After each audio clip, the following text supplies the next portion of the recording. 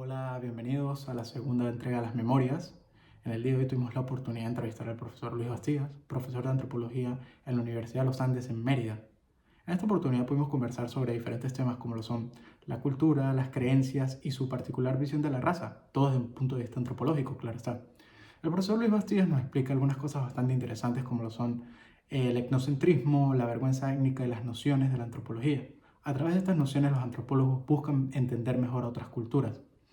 También pudimos conversar sobre la situación actual de la universidad en Venezuela, ya que tras 40 años de carrera el profesor Luis Bastidas nos puede comentar un poco acerca del deterioro de la universidad a raíz de la crisis económica, política y social presente en el país desde algunos años. Por último, pudimos hablar de temas bastante interesantes como sus trabajos de campo con diferentes tribus indígenas en Venezuela, como por ejemplo los indios timotes en Mérida. Así que espero que disfruten esta entrevista y que se queden hasta el final porque de verdad que merece la pena. Así que vamos a... ¿Por qué estoy haciendo esto? Pues a raíz de lo que ya hemos hablado, con vivir en otro país, viajar, conocer nuevas culturas, pues uno como que comienza a tener más curiosidad por lo propio de uno, por la cultura de uno, por el país de uno, por cómo funcionamos nosotros los humanos. Y pues qué mejor para usted que usted que es antropólogo, que pueda pues más o menos explicar un poquito, dar sus ideas de eso. Y pues nada, tío, yo primero pues me gustaría que usted más o menos echara el cuento de su tiempo como profesor en la ULA, por qué usted se decide estudiar antropología, cómo fueron esos primeros años y qué fue lo que le llamó a usted la atención más o menos de escoger esa carrera, porque pues normalmente aquí en Venezuela, y yo me he dado cuenta que en Latinoamérica en general, el pensamiento es más de estudiar una carrera que no sea tanto por las humanidades, sino algo que sea más de que usted necesita estudiar algo para que gane plata. Entonces más o menos cómo le llegó a usted esa curiosidad y cómo terminó siendo antropólogo. Perfecto. Bueno, gracias primero. No, pues yo creo que el camino mío por la antropología, yo llegué a ser antropólogo sin saber que iba a ser antropólogo. ¿Por qué? Porque de hecho sí, a mí siempre me gustaron las ciencias sociales, ¿ok?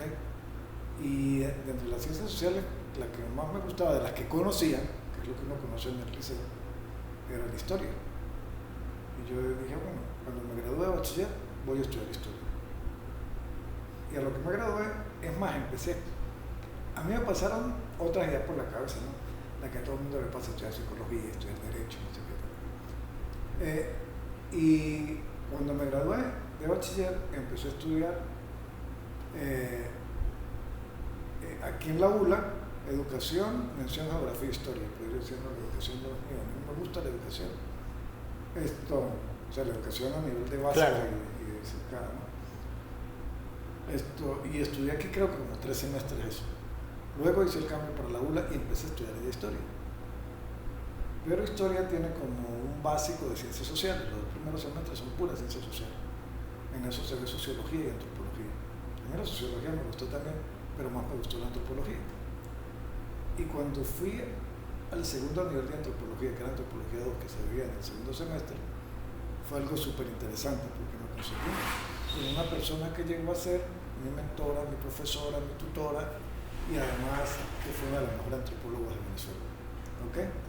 Y yo me atrevería a decir que estuve entre una de las mejores de América Latina también. Y en ese momento esta profe era la directora del Museo Arqueológico de la ULA. Entonces desde el segundo semestre yo empecé a relacionarme pura con la gente de antropología, que era la gente que hacía antropología en la ULA, que estaba fundamentalmente en el Museo Arqueológico. Porque el Departamento de Sociología y Antropología de mi facultad, que era la Facultad de Humanidades y Educación, el departamento pues no hacía tanto antropología e investigación como tal como hacía el Museo Arqueológico. Entonces bueno, la carrera de historia me da a mí la posibilidad de agarrar unas materias electivas, un seminario de 3 niveles. Entonces yo, todas las materias que pude agarrar en relación a la antropología las agarré y hice mi tesis de pregrado en historia más relacionada con la antropología que con la historia, ¿okay?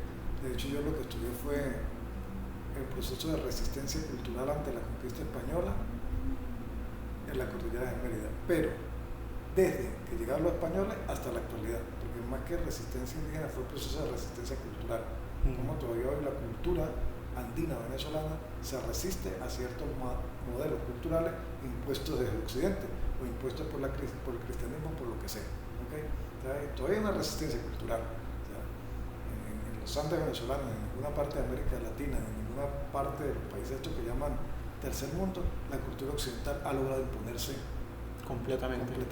Siempre hay y habrá resistencia a la cultura occidental, por muchas razones. Tío, y ahorita que usted menciona ese tema de la resistencia a apropiar una cultura que no es nuestra como la española, a pesar de todo de que nos conquistaron y que pues, obviamente tanto el idioma como ciertas cosas las compartimos, hay una cosa de eso que a mí me causa bastante curiosidad.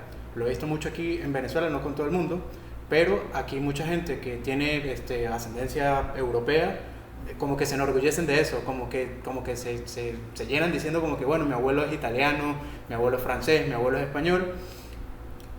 Yo en mi caso, yo pues mi abuelo José Francisco es del Zumbador, mi abuelo Miguel era de La Quebrada, o sea, más criollo no puedo ser. Y yo nunca me he sentido menos que otra persona porque básicamente toda mi ascendencia es venezolana. Pero yo siento que la gente aquí tiene como que no se interesa por saber sus raíces indígenas y cómo fue esa cosa. ¿Usted cree que eso también sea parte de esta resistencia o que más bien es todo lo contrario, que hay gente que ve como ser autóctono, ser descendiente indígena como alguna cosa mala? ¿Y eso más o menos usted cree que puede ser parte de esta resistencia o puede ser algo más bien que adoptamos en periodos modernos? Yo creo que es una cuestión que se viene adoptando desde el momento que se empieza a estigmatizar una cultura. ¿Okay? Eso en antropología tiene un nombre, se llama vergüenza étnica. O sea, me siento avergonzado de pertenecer a esta etnia. ¿Okay? Hay que aclarar un poquito esa palabra de etnia, ¿no? Porque lo de etnia a veces suena a indígena, ¿no? Y etno no. Etno finalmente significa pueblo. Entonces, cuando uno habla de etnología, habla de la etnografía, descripción de los pueblos, etnología, el estudio de los pueblos. ¿Okay? Entonces, la gente, sobre todo en estos países del tercer mundo, tiene mucha vergüenza étnica. Y inclusive entre los mismos países hay unos que tienen más vergüenza étnica, otros menos vergüenza étnica. En las mismas regiones de los países hay regiones donde la gente tiene más vergüenza étnica, generalmente en relación a la capital del país. ¿Okay? Sí. Si usted se pone a ver aquí, en Venezuela, la gente de los Andes tiene vergüenza étnica en relación a la gente del centro y fundamentalmente de la gente de Caracas, ¿no? Por el acento y no sé qué, pero también por toda la burla y la mofa que se ha hecho del andino, ¿no? La gente andina todavía va a Caracas y prefiere no hablar, porque no se dan cuenta que es porque uno llega y dice en Caracas, hola, buenas tardes, y le dicen, ay, usted viene de San Cristóbal. Claro, exacto. Sí, en ese momento ya la gente siente vergüenza étnica. Sí. Okay, siente vergüenza de pertenecer a la etnia tachirense, a la etnia merideña o a la etnia andina, por decirlo de alguna manera. Pero entonces, claro, los venezolanos sienten vergüenza étnica en relación a otros, ¿no? Y prácticamente todo el mundo no occidental, o los países, no toda la gente, pero sí, en todos los países hay gente que siente vergüenza étnica de pertenecer a ese grupo social al que pertenece. Porque todo el mundo añora la cultura occidental. ¿Okay? Y cuando hablo de la cultura occidental, hablo de la cultura de los países del occidente y norte de Europa. ¿Okay? La otra Europa no pinta mucho de la cultura occidental, por decirlo de alguna manera. Entonces sí que hay muchísima vergüenza étnica, ¿no? En todos los países de América Latina, en la misma Venezuela. Los indígenas tienen vergüenza de ser indígenas y prefieren decir que son otra cosa. ¿Okay? La cantidad de indígenas mexicanos que se van para Estados Unidos, en Estados Unidos no quieren ser indígenas. ¿Okay? Los indígenas de México y de toda América Latina, cuando se van a las ciudades, niegan que son indígenas. Entonces, yo lo digo porque después de todo este peo que yo estudié historia y conocí la antropología y hice una tesis en historia de antropología, entonces me gradué de historiador y dije, yo tengo un título de historiador, pero no sé de historia. Porque yo pasaba las materias por pasarlas. ¿Okay? Porque estaba metido desde el segundo semestre en la investigación antropológica. A mí me gustaba más la investigación que la docencia como tal. Y luego, bueno, pues se me dio la oportunidad de hacer un posgrado de antropología en Maracaibo. Me fui al Zulia, hice un posgrado de antropología en el Zulia y después de eso tuve también me gradué lograba el programa, tenía también 3 años de formación para ser antropólogo. Esto, que es un programa aparte que tenía la universidad, que era la manera en que la universidad hacía la generación de relevo. O sea, antes de uno concursar, lo hacía hacer un posgrado y lo hacía tener 3 años de formación en el área en la que uno iba a desempeñarse. O sea, cuando uno entraba a la universidad, no era un recién graduado de pregrado que iba a empezar a dar clases, no, sino ya tenía una formación. En ese tiempo usted tenía que investigar, tenía que publicar, tenía que haber ido a eventos científicos y todo eso. Entonces, de eso se encargaba esa formación. Yo hago esa formación, concurso, gano el concurso y empiezo a trabajar en el Centro de Investigaciones Tecnológicas de la ULA. Trabajo hasta que me jubilo. ¿Okay?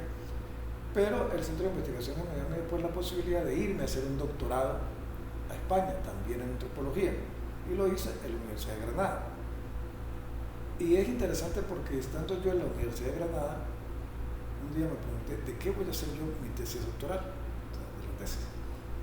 Esto yo dije, en un momento yo voy a estudiar la migración, ¿no? Por todo el rollo de la migración de los países subsaharianos, sobre todo, y también de Marruecos, que se presenta en España y particularmente en Andalucía. Entonces yo voy a trabajar con esto ya que tengo aquí tanto inmigrante. Pero después yo dije, ¿eso por qué le sirve a Venezuela? Venezuela es la que me está dando a mí el posgrado, la beca, o sea, me está pagando todos los meses para estar acá, me está pagando todas las necesidades que yo tenga, me va a financiar la investigación que yo haga, todo. Entonces, ¿eso en qué año fue? Yo me fui a hacer el posgrado, el doctorado en en enero del 96, ¿okay? El posgrado duraba 4 años. Yo hice ya el primer año completo, que fue el de sacar materia, porque la materia pueden sacar en 2 años, pero yo la saqué todas en el primer año.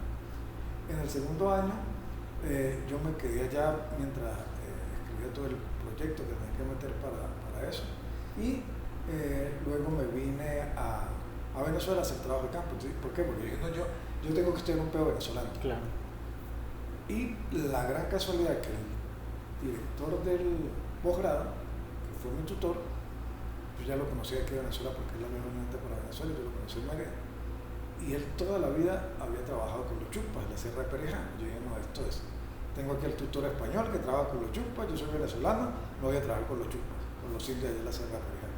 Me vine a hacer un poco de trabajo de campo para adelantar para la tesina que presenta ya uno en el 3er año. Esto, que yo la presenté en el segundo, me adelanté. Entonces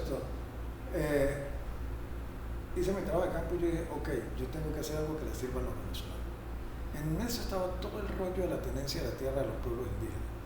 Yo ya mi tesis de maestría en Maracaibo la había hecho sobre el problema del uso y la tenencia de la tierra con los indios Timote de Mérida, porque ese era otro rollo, o sea, y regresamos otra vez a la etnocentrismo. La gente es tan etnocéntrica que en Mérida son tan etnocéntricos, porque en Mérida, para los meridianos, no hay ni indios ni negros en Mérida, ¿no? Solamente puro andino blanquito. Mestizo, sí. Puro y con el cuentico, ¿no? Mi papá es italiano, mi papá es español, mi papá es alemán, no sé qué, sí. Mi abuelito vino de no sé dónde, pero nadie tiene ningún abuelito negro ni ningún abuelito indígena, puros abuelitos europeos. ¿Okay? Y la gente con aquella cara de indígena y de negro. Claro, claro. Sí, eso es como yo dijera, no, tengo un apellido, qué sé yo, catalano, algo así. Entonces, claro. Entonces, yo agarro y bueno, digo, ya que estudié los indios de Mérida, el problema de la tenencia de la tierra de los indios de Mérida, los Timote, que era lo que quedan 100. Hoy en día. Sí, todavía hoy en día están en esos 100. Y yo fue el que di a conocer a esa comunidad. Y esa comunidad me quería a mí mucho y me adora porque yo los reivindiqué, ¿no? Y hasta logramos que fueran reconocidos como indígenas, porque nosotros con ellos logramos, digo nosotros porque después trabajamos muchos profesores de la universidad, logramos algo súper interesante, que es quitarle la vergüenza a ellos, que a ellos ya no les diera pena decir nosotros somos indios, porque a ellos les daba pena decir que eran indios, que eran los últimos indios que quedaban de los descendientes de los Timotes como tal. Y de hecho, bueno, pues los Timotehuacas no existieron, eso nunca existió, eso fue un invento que se hizo en los años 40, lo hizo el papá de la antropología venezolana, que llamó José Ignacio Miguel Acosta Sáenz. Miguel Acosta Sáenz una vez se le ocurrió decir, vamos a todos los indios de de Mérida y Trujillo, vamos a meterlo en un solo saco, lo vamos a llamar Timotocuicas. Y esa palabra la utilizan muy... ¿Usted lo que es un indio Timotocuica? Y la gente se cree el cuento hasta hoy. Y una vaina era los indios Timote, que vivían en Timote, estado Mérida, y los otros eran los indios Cuica, que vivían en Cuica, en el estado de Trujillo. Y eran simplemente dos de los tantos grupos que había. Porque en Mérida pues estaban los mucuchíes, los mucurubá, los casés, los chihuará, los jamuén, los chachopos, ¿entiendes? Y en Trujillo pues también estaban los tostos, cualquier cantidad de grupos indígenas. Y aquí en el Táchira pues también, los capachos, los táriba, los peribeca. Cada pueblo de lo que existen hoy en las regiones andinas era un pueblo indígena diferente que en muchas ocasiones no tenía nada que ver con el otro. ¿Okay? Es más, los Timote y los Cuicas se odiaban, uno era pacífico, otro era guerrero, eran enemigos, ¿okay? Hablaban idiomas diferentes, ¿de acuerdo? No se entendían, entonces no tenían nada que ver, pero los metieron a todos en el mismo saco. Entonces nosotros logramos reivindicar que ellos se reconocieran como Timote y que son descendientes de los indios Timote, y además ellos se sienten muy orgullosos de ser Timote hoy en día. Y con todo esos trabajos se logró que al menos a nivel del municipio se reconocieran sus tierras y que esas son sus tierras ancestrales y que nadie se puede meter ahí, ¿okay? Porque ellos no tienen propiedad de la tierra porque es una tierra comunal, entonces se las podían quitar en algunos momentos, y además si ya habían sido objeto de expropiaciones, ¿no? Digamos, un terrateniente se metía, le quitaba un pedacito, los de abajo de la propiedad privada extendían la propiedad sobre las tierras indígenas. Entonces bueno, se logró eso y ellos se reconocen actualmente como Timote y están muy orgullosos además de ser Timote. Hablan, soy Timote con la frente en alto. Claro. Okay. Entonces, bueno, ya que tengo esta experiencia con los Timote, voy a hacerla de manera más amplia con los Yucpa. Y por eso me vine a hacer el trabajo de campo con ellos aquí a Venezuela. Esto que con los Yucpa pues era mucho más difícil, porque los Yucpa son un pueblo indígena mucho más grande, mucho más complejo, con un idioma diferente, con una cultura muy diferente, con todo el peo de la guerrilla, de los paramilitares, de los terratenientes, de los colonos criollos ahí metidos, ¿ok? Entonces, es un conflicto, ahí cuando uno trabaja por mala tierra, uno se mete en tremendo peo. Sí. Está peleando con el gobierno, con los ganaderos, con los paramilitares, con los guerrilleros, con todo el mundo, ¿ok? Pero igual, bueno, yo me vine ahí, hice mi tesis doctoral y esa tesis quedó como un documento también para el proceso, en el momento en que se vayan a demarcar las tierras indígenas de los Yucpa. O sea, eso ayudó, porque esa era otra cosa. Yo decía, estudio antropología o historia, ¿para qué sirve eso? O sea, esa es la mayor duda de las personas cuando tienen la oportunidad de estudiar una ciencia pura o una ciencia social, dicen, pero ¿qué aplicación le puedo encontrar yo a esto? Y por eso al final yo creo que se decantan o decían no, porque yo cuando era niño, a mí me gustaba mucho ver programas de biología marina, pero después en mi mente dije, pero aquí yo nunca había conocido un biólogo marino aquí en Venezuela, ni sé qué hace esa gente. Entonces me decidí, a lo mejor por eso me decidí por otra rama. Es que claro, inclusive cuando empecé a estudiar historia, yo empecé a estudiar historia porque yo no sabía que existía la antropología. Yo descubrí que existía la antropología estudiando historia, ¿ok? Y aquí la única escuela de antropología que había era la escuela de la UCB, y yo me había ido a la ULA, en Mérida. Y luego fue que el Zulia abrió también una escuela de antropología. Esas son las dos únicas escuelas de antropología que hay hoy aquí en Venezuela. Entonces, hice ese trabajo con los Yucpas, que duré prácticamente casi 9 meses viviendo entre los Yucpas, porque eso es lo interesante cuando me di cuenta, sí, la antropología sirve para algo. O sea, se puede hacer una vaina que se llama antropología aplicada, ¿ok? Que es tratar de resolver los problemas de la comunidad donde uno vaya a trabajar. Y de hecho, cuando yo llegué a la Sierra de Perigá, los indios me dijeron a mí, ¿qué viene usted a hacer aquí? ¿Va a estudiar para qué lado ponemos la cabeza cuando dormimos? Si por el norte, por el sur, o por el este o el oeste, o va a ser algo que nos beneficie. Y le dije, no, yo voy a tratar de hacer algo que los beneficie, que es estudiar el problema, cómo perciben ustedes el territorio, cómo lo representan, cómo lo construyen, qué han hecho para defender el territorio, y cuáles son sus territorios. Y por qué es necesario que ustedes estén en este territorio y no en otro. ¿Okay? Bueno, si eso nos sirve y tal, y el momento álgido, porque ese era el peo que estaba en ese momento armado. Entonces decidí quedarme con ellos estudiando ahí. Y bueno, viví con ellos, y en ese momento entendí también la otra cosa bien importante de la antropología que la entendí ahí más, que es entender al otro. ¿Ok? ¿Qué es el fin último de la antropología? ¿Ok? Bueno, pues entender a la autoridad, porque existe uno como la mismidad. Eso, la mismidad, los que somos iguales, pues nos estudia parte de la antropología, pero más la sociología. Entonces, la antropología, aunque ahora también existe antropología urbana y antropología del otro cercano y toda esa historia, pero la antropología tradicional que a mí me gusta es la de estudiar en comunidades bastante diferentes a la mía. ¿Okay? Y yo ya he tenido la oportunidad, por supuesto, de vivir en España, en el sentido de cuando estudiaba allá, pues estaba conociendo a esos otros europeos que eran parecidos a los latinoamericanos, pero que no éramos iguales. ¿Okay? Que muchas cosas tenemos en común, pero en otras nada que ver. ¿Okay? Y luego fui a estudiar a esos otros de mi país que, aunque estaban más cerca territorialmente, a veces eran más diferentes que los mismos españoles, porque hablaban nuestro otro idioma. ¿Okay? Viven en la selva, comen otras cosas. O sea, era muy diferente. La percepción del mundo es otra cosa, la percepción de la lluvia, la percepción de los dioses, la percepción del mundo, la percepción de la muerte, la percepción de la salud, de la enfermedad, es totalmente diferente.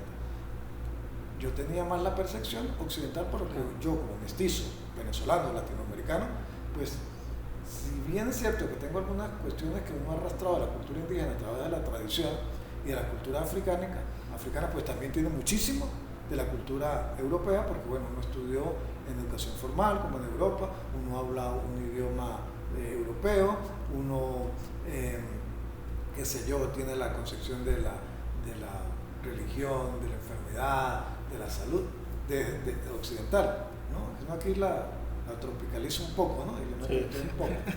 Pero me conseguí que en Europa, aunque eran otros, los españoles, más otros terminaban pareciéndome esos otros cercanos de la Sierra de Perijá, que prácticamente yo podía estar para ir a Europa, bueno, ya sabemos toda la historia, pero para ir a la Sierra de Perijá yo podía estar en 5 o 6 horas en la Sierra de Perijá. ¿Ok? Y luego, bueno, ya cuando uno se mete de selva adentro es otra historia, pero podía tener acceso, digamos, a las primeras comunidades de la Sierra de Perijá. Y descubrí que eso eran otros diferentes, porque pensaban totalmente diferente. ¿Ok?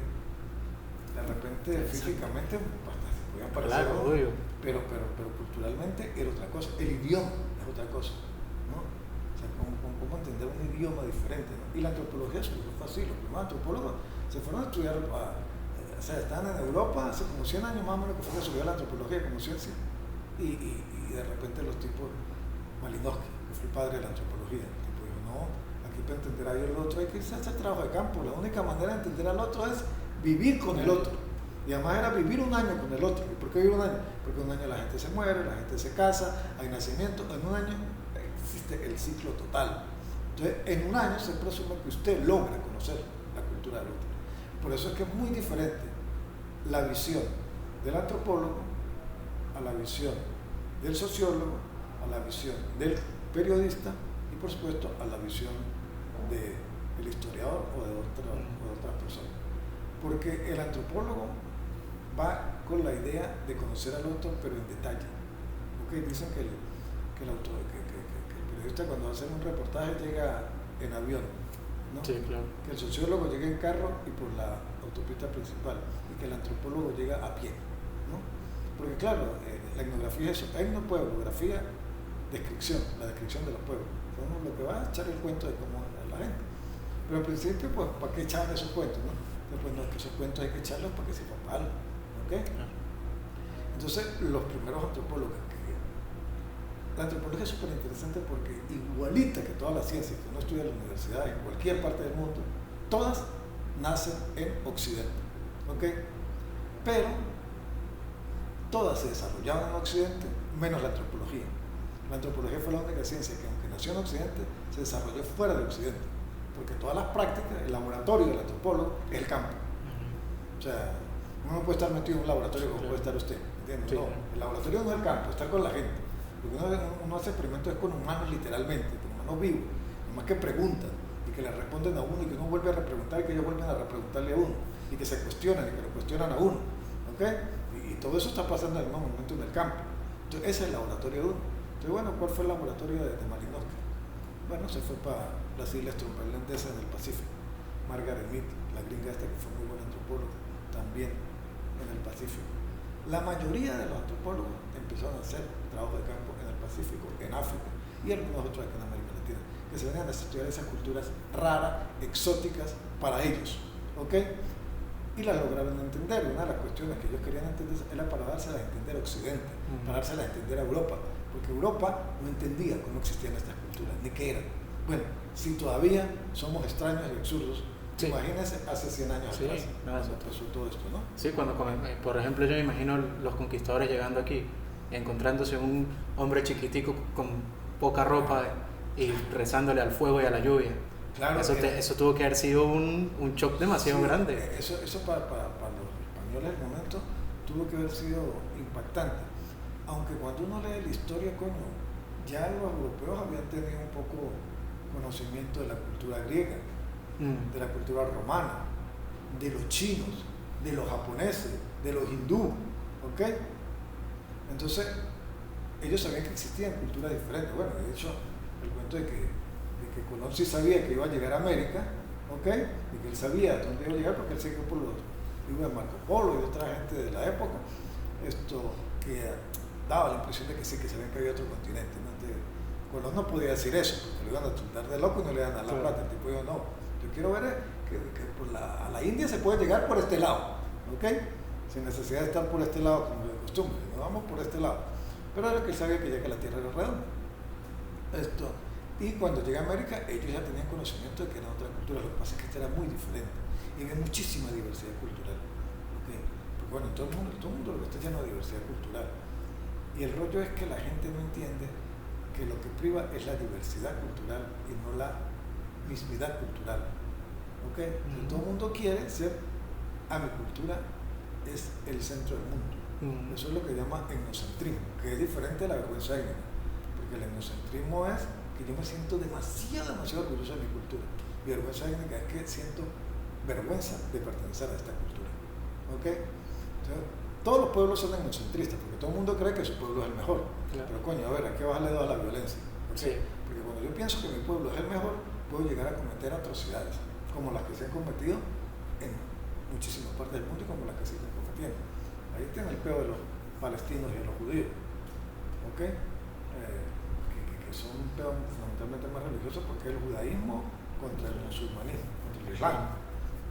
Entonces, bueno, el antropólogo lo que trata es de hacerle entender al otro, no, mire, todas las culturas,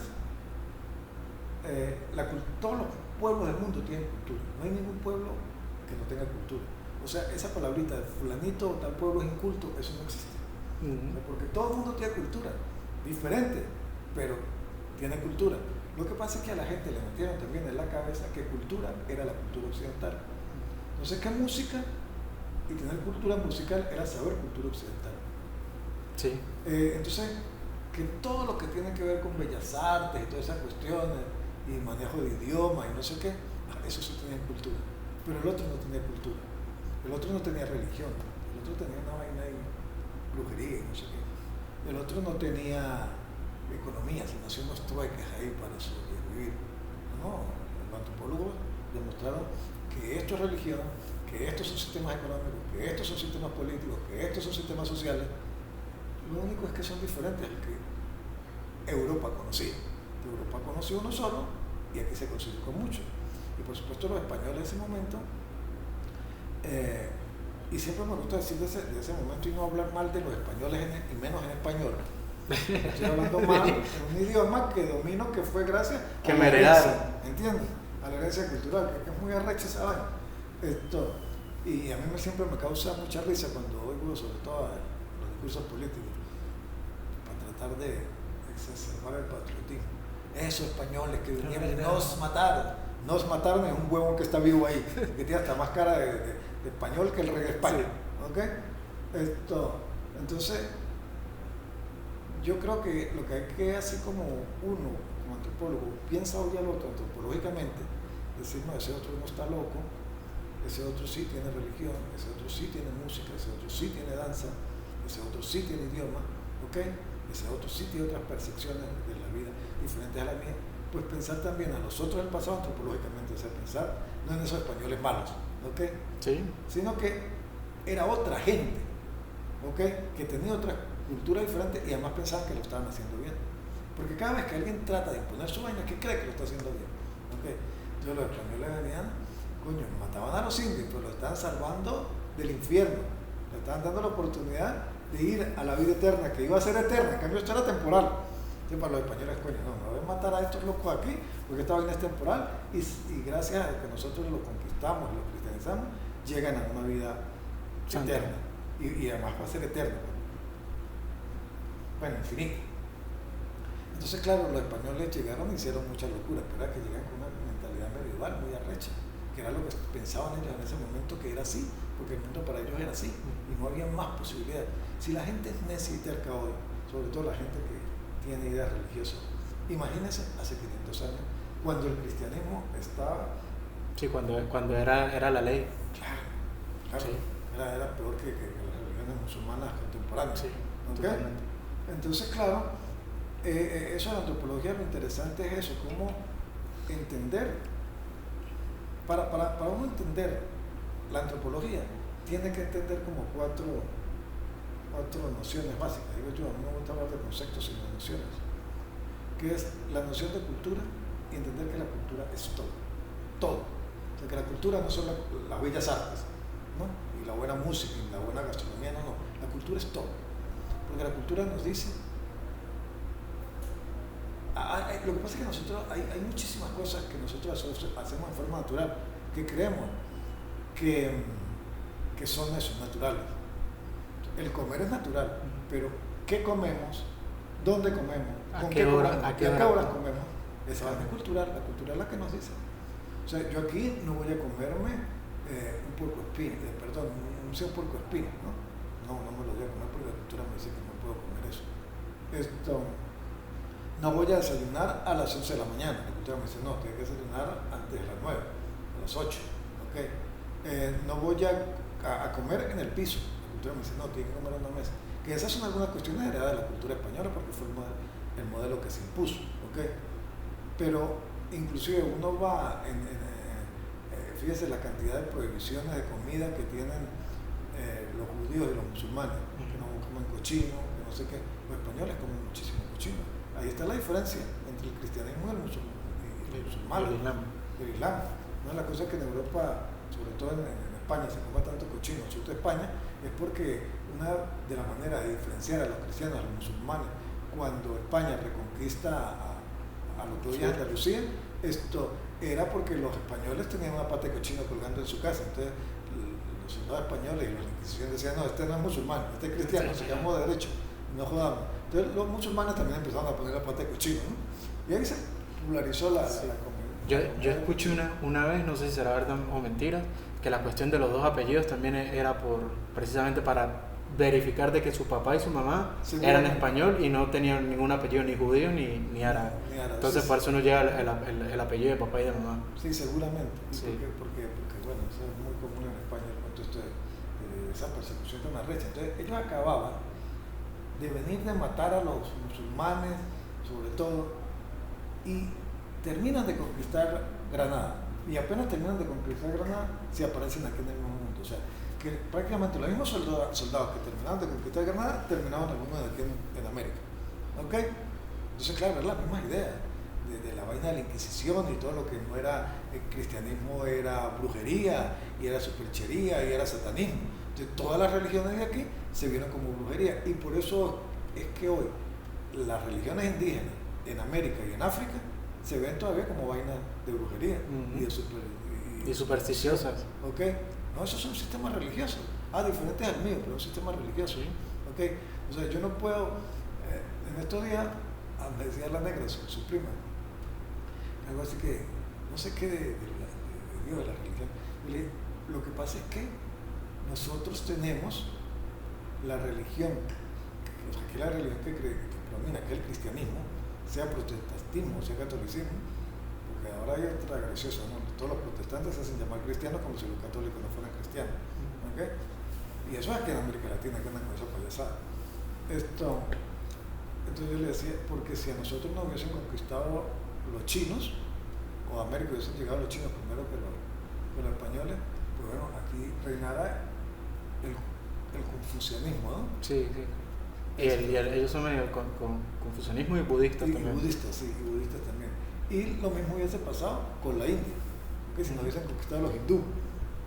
Entonces, hoy no estuviésemos adorando a ningún Jehová, estuviésemos adorando a otro Dios. A otro Dios, ¿me entiendes? A los dioses y estuviésemos viendo que los profetas eran Confucio y el otro, ¿cómo se llama? Siddhartha. El de hinduismo me mataste, loco. En cualquier momento me acuerdo. Buda. Bueno, sí.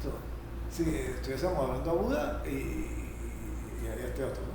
Entonces, eso tiene que ver simplemente con cuestiones históricas, no con cuestiones biológicas. Y el gran rollo es que hay otro concepto que uno tiene que entender, otra noción, que es la noción de raza y de racismo. El racismo existe, las razas no. ¿Ok? Las razas existen en la medida en que la gente se meta aquí en la cabeza y crea que eso existe. Pero,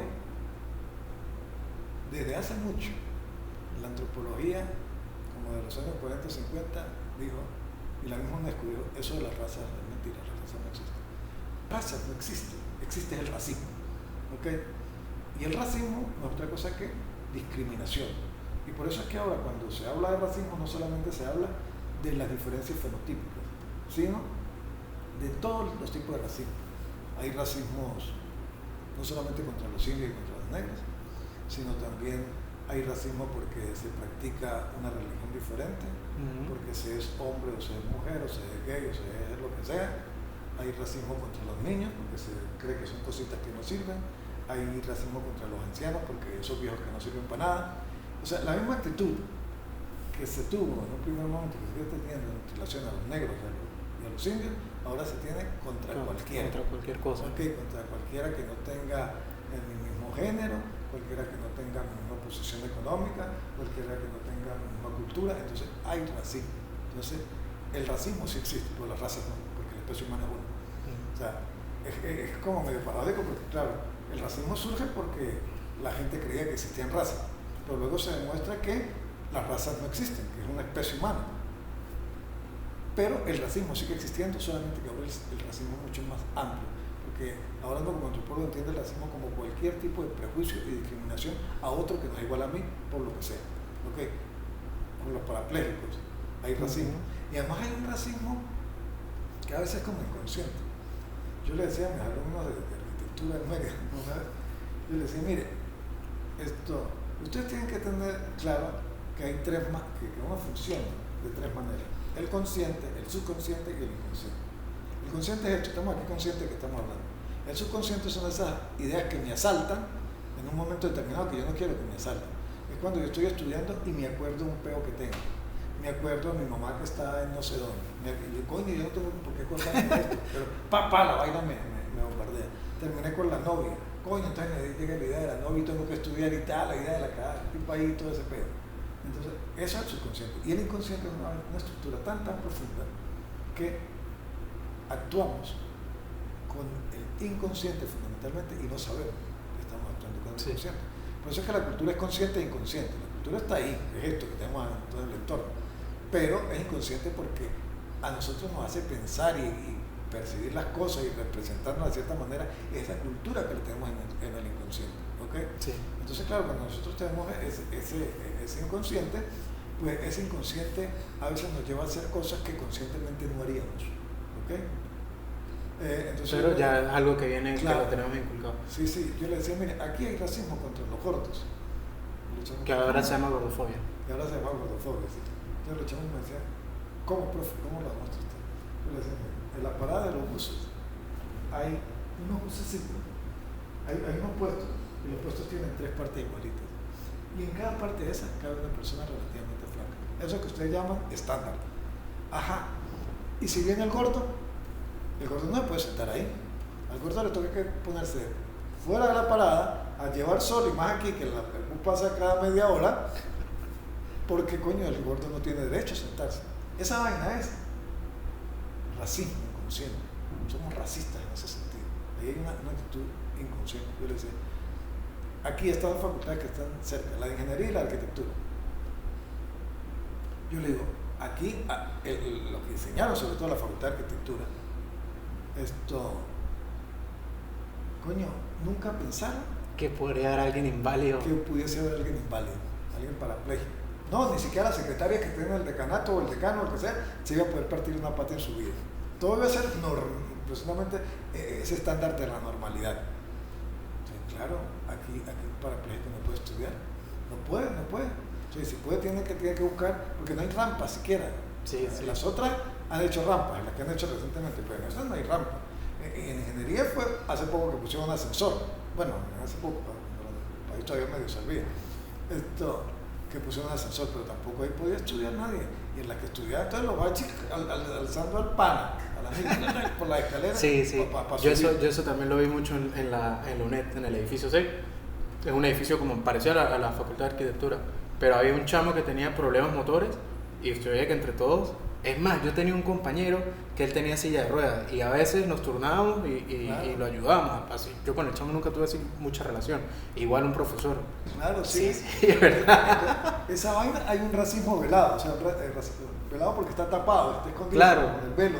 Claro, no lo hicieron con la mala intención, claro. Pero en ningún momento pensaron en eso. Claro. Sí, no, por eso ya ahorita existen procedimientos a la hora de construir esos edificios públicos. ¿Entiendes? Ahora hay normas que incluyen eso, pero en ese momento las normas no lo incluían. Y estamos hablando de hace poquito. Sí, claro. No es que estamos hablando del siglo XIX, ¿no? Estamos hablando de cosas que hicieron a finales del siglo pasado y principios de este. Entonces, claro, esa es una actitud racista, no contra los niños. Cuando todos los apagadores están en lo alto y los chavos no pueden apagar la luz. Para que no. Ahorita sí, en los ancianatos parece que las normas que los apagadores, los enchufes estén a nivel de silla de ruedas, ¿no? Bueno. Pero antes no, antes de esos sitios, un viejo se quedaba solo en un ancianato y si no había prendido nadie la luz se quedaba oscura, ¿okay? Porque no había la posibilidad de prenderla. Entonces todas esas cuestiones son cuestiones racistas, ¿okay? No solamente es el rechazo al negro porque es negro, y además todo lo que tiene que ver con los negros, ¿no? Aquí en América Latina, que somos un país que también tiene muchísima población de origen africano, sí, claro. Coño, hay muchísimo racismo con relación al negro. Yo el otro día no me acuerdo con quién estaba conversando, y yo le decía que Latinoamérica es increíble porque todos somos, o sea, no somos racistas, pero somos racistas al mismo tiempo. Porque aquí usted puede tener un amigo negro, de tez oscura, un amigo indio, un amigo chino, lo que sea, pero al momento de que esa persona no sea su amigo y usted lo ve en la calle y lo quiere insultar, usted lo primero que le va a decir es usted es uno. Sí, total. Su raza, y después le recuerda a la mamá. Sí, exacto. Precisamente por eso, porque ese es un racismo que está ahí como muy adentro, ¿no? Y yo creo que el gran rollo, yo siempre le decía eso a mis alumnos, si usted quiere luchar contra el racismo, lo primero que usted tiene que asumir es que usted es racista. Y la clase, cuando yo era la clase de racismo, empezaba, ¿quién es racista? No, nadie era racista. Nadie es racista.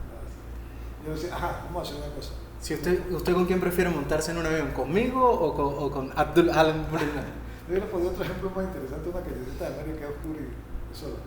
Decía, si por esa callecita, una callecita angosta, usted va y viene otra persona, ¿con quién se asusta más? ¿Si una persona rubia o una persona negra? Me han callado la jeta y entonces empezaron a decir, yo, no, la verdad, no sé si con el negro, porque ya hay una concepción, claro. Pero eso es inconsciente. Claro. Eso es lo que uno le han inculcado. Claro, de que veía las comiquitas de la televisión, de quiénes son los negros, los malos de la peli, los negros, ¿entiendes? Todo lo malo es relacionado con el color oscuro. ¿Quiénes son los sirvientes, los negros? ¿Y quiénes son los ladrones, los negros? Todos son los negros. Sí. ¿Entiendes? Entonces, claro, estamos hablando con lo que nosotros nos creamos en la televisión, y que todavía, hasta yo lo viví. Y que todavía existe en la televisión. O sea, todavía existe en la televisión, ¿no?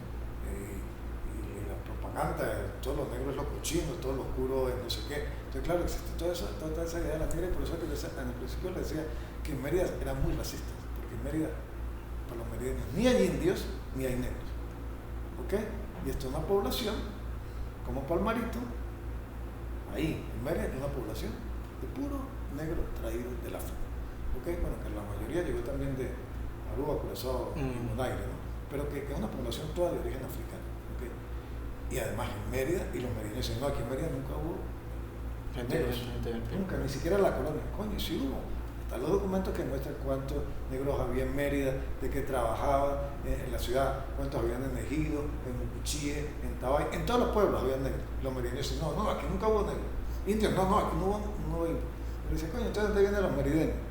¿Me entiendes? Puro europeo. Puro europeo. Para aprender aquí la ¿Ok? Sí, no, pero tío, sí.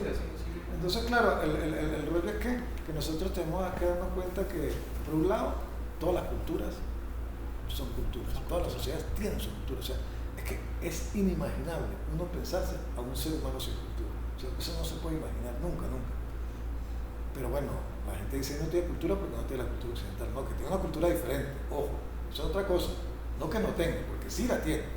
Uno lee el concepto de cultura, se da cuenta que toda la sociedad y todos los grupos, por más pequeños que sean, tienen cultura. Algunas más diferentes que otras y otras muy, muy diferentes también.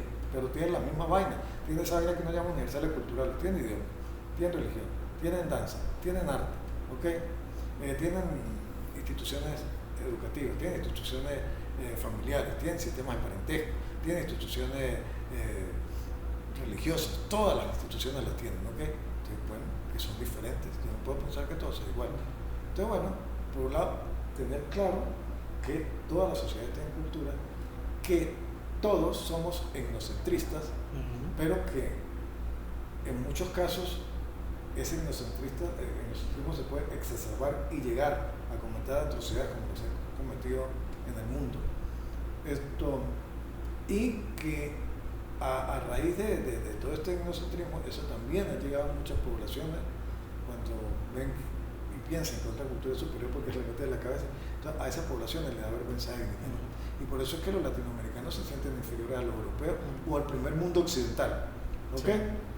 Porque fíjese que los latinoamericanos, a pesar de que hay otros primeros mundos, como China, Japón y la misma India, no se sienten inferiores ante los chinos ni ante los indios. Entonces, se sabe que son diferentes y tal, y que su posición económica es diferente, pero no sienten esa inferioridad que se siente ante el europeo. Y que el europeo contemporáneo todavía cree que estos son inferiores, y los ve como inferiores, y los ve como personas que tienen que tener un tutor, ¿entiendes? Que no saben andar por sí solos, y que todas las recetas que salen allá hay que aplicarlas aquí en América Latina. Ah, no, es que no aplican la economía como es, vamos a darle la receta. Esas vainas no van a funcionar aquí porque esta vaina es otra realidad, ¿ok? Entonces, claro, eso lleva a que mucha gente sienta vergüenza étnica, que no quiero ser latinoamericano. Entonces, apelo a que mi abuelito, tatarabuelo, que nunca me vio ni tuve relación con él, es italiano, ¿ok? A que mi fulanito de tal era alemán, a que mi fulanito de tal vino de Islandia, ¿ok? Entonces, coño, no, ¿entiendes? Le da vergüenza porque le han metido en la cabeza que no sirve para nada, que no sé qué. Como aquí, entonces al caraqueño le da vergüenza, al caraqueño cifrino le da vergüenza ante el europeo. Al andino le da vergüenza ante el caraqueño. Y al otro, y entonces al indio le da vergüenza ante el citadino. O al campesino le da vergüenza ante el citadino. ¿Ok? Entonces, claro, es una vaina que todo el mundo tiene vergüenza y porque existe el etnocentrismo. Entonces yo creo que, como dicen los antropólogos, en vez de que haya tanto etnocentrismo, habría más relativismo cultural. Entender que sí, que todo es válido mientras se respeten los derechos humanos. Claro, exacto. Cosas, ¿no? Mientras no se le vayan uno encima. Exacto, sí, y mientras de repente entender, coño, que si las mujeres musulmanas se quieren poner el burka o el velo, que se lo pongan, mientras ellas se lo quieran seguir poniendo. No es una vaina que les quiere imponer una sociedad machista y que las mujeres se sientan mal, pero mientras lo hagan, chévere. ¿Okay? Que de repente la mutilación del clítoris de la mujer, eso sí es una vaina, aberración que no debe existir, sí, claro. En contra de eso.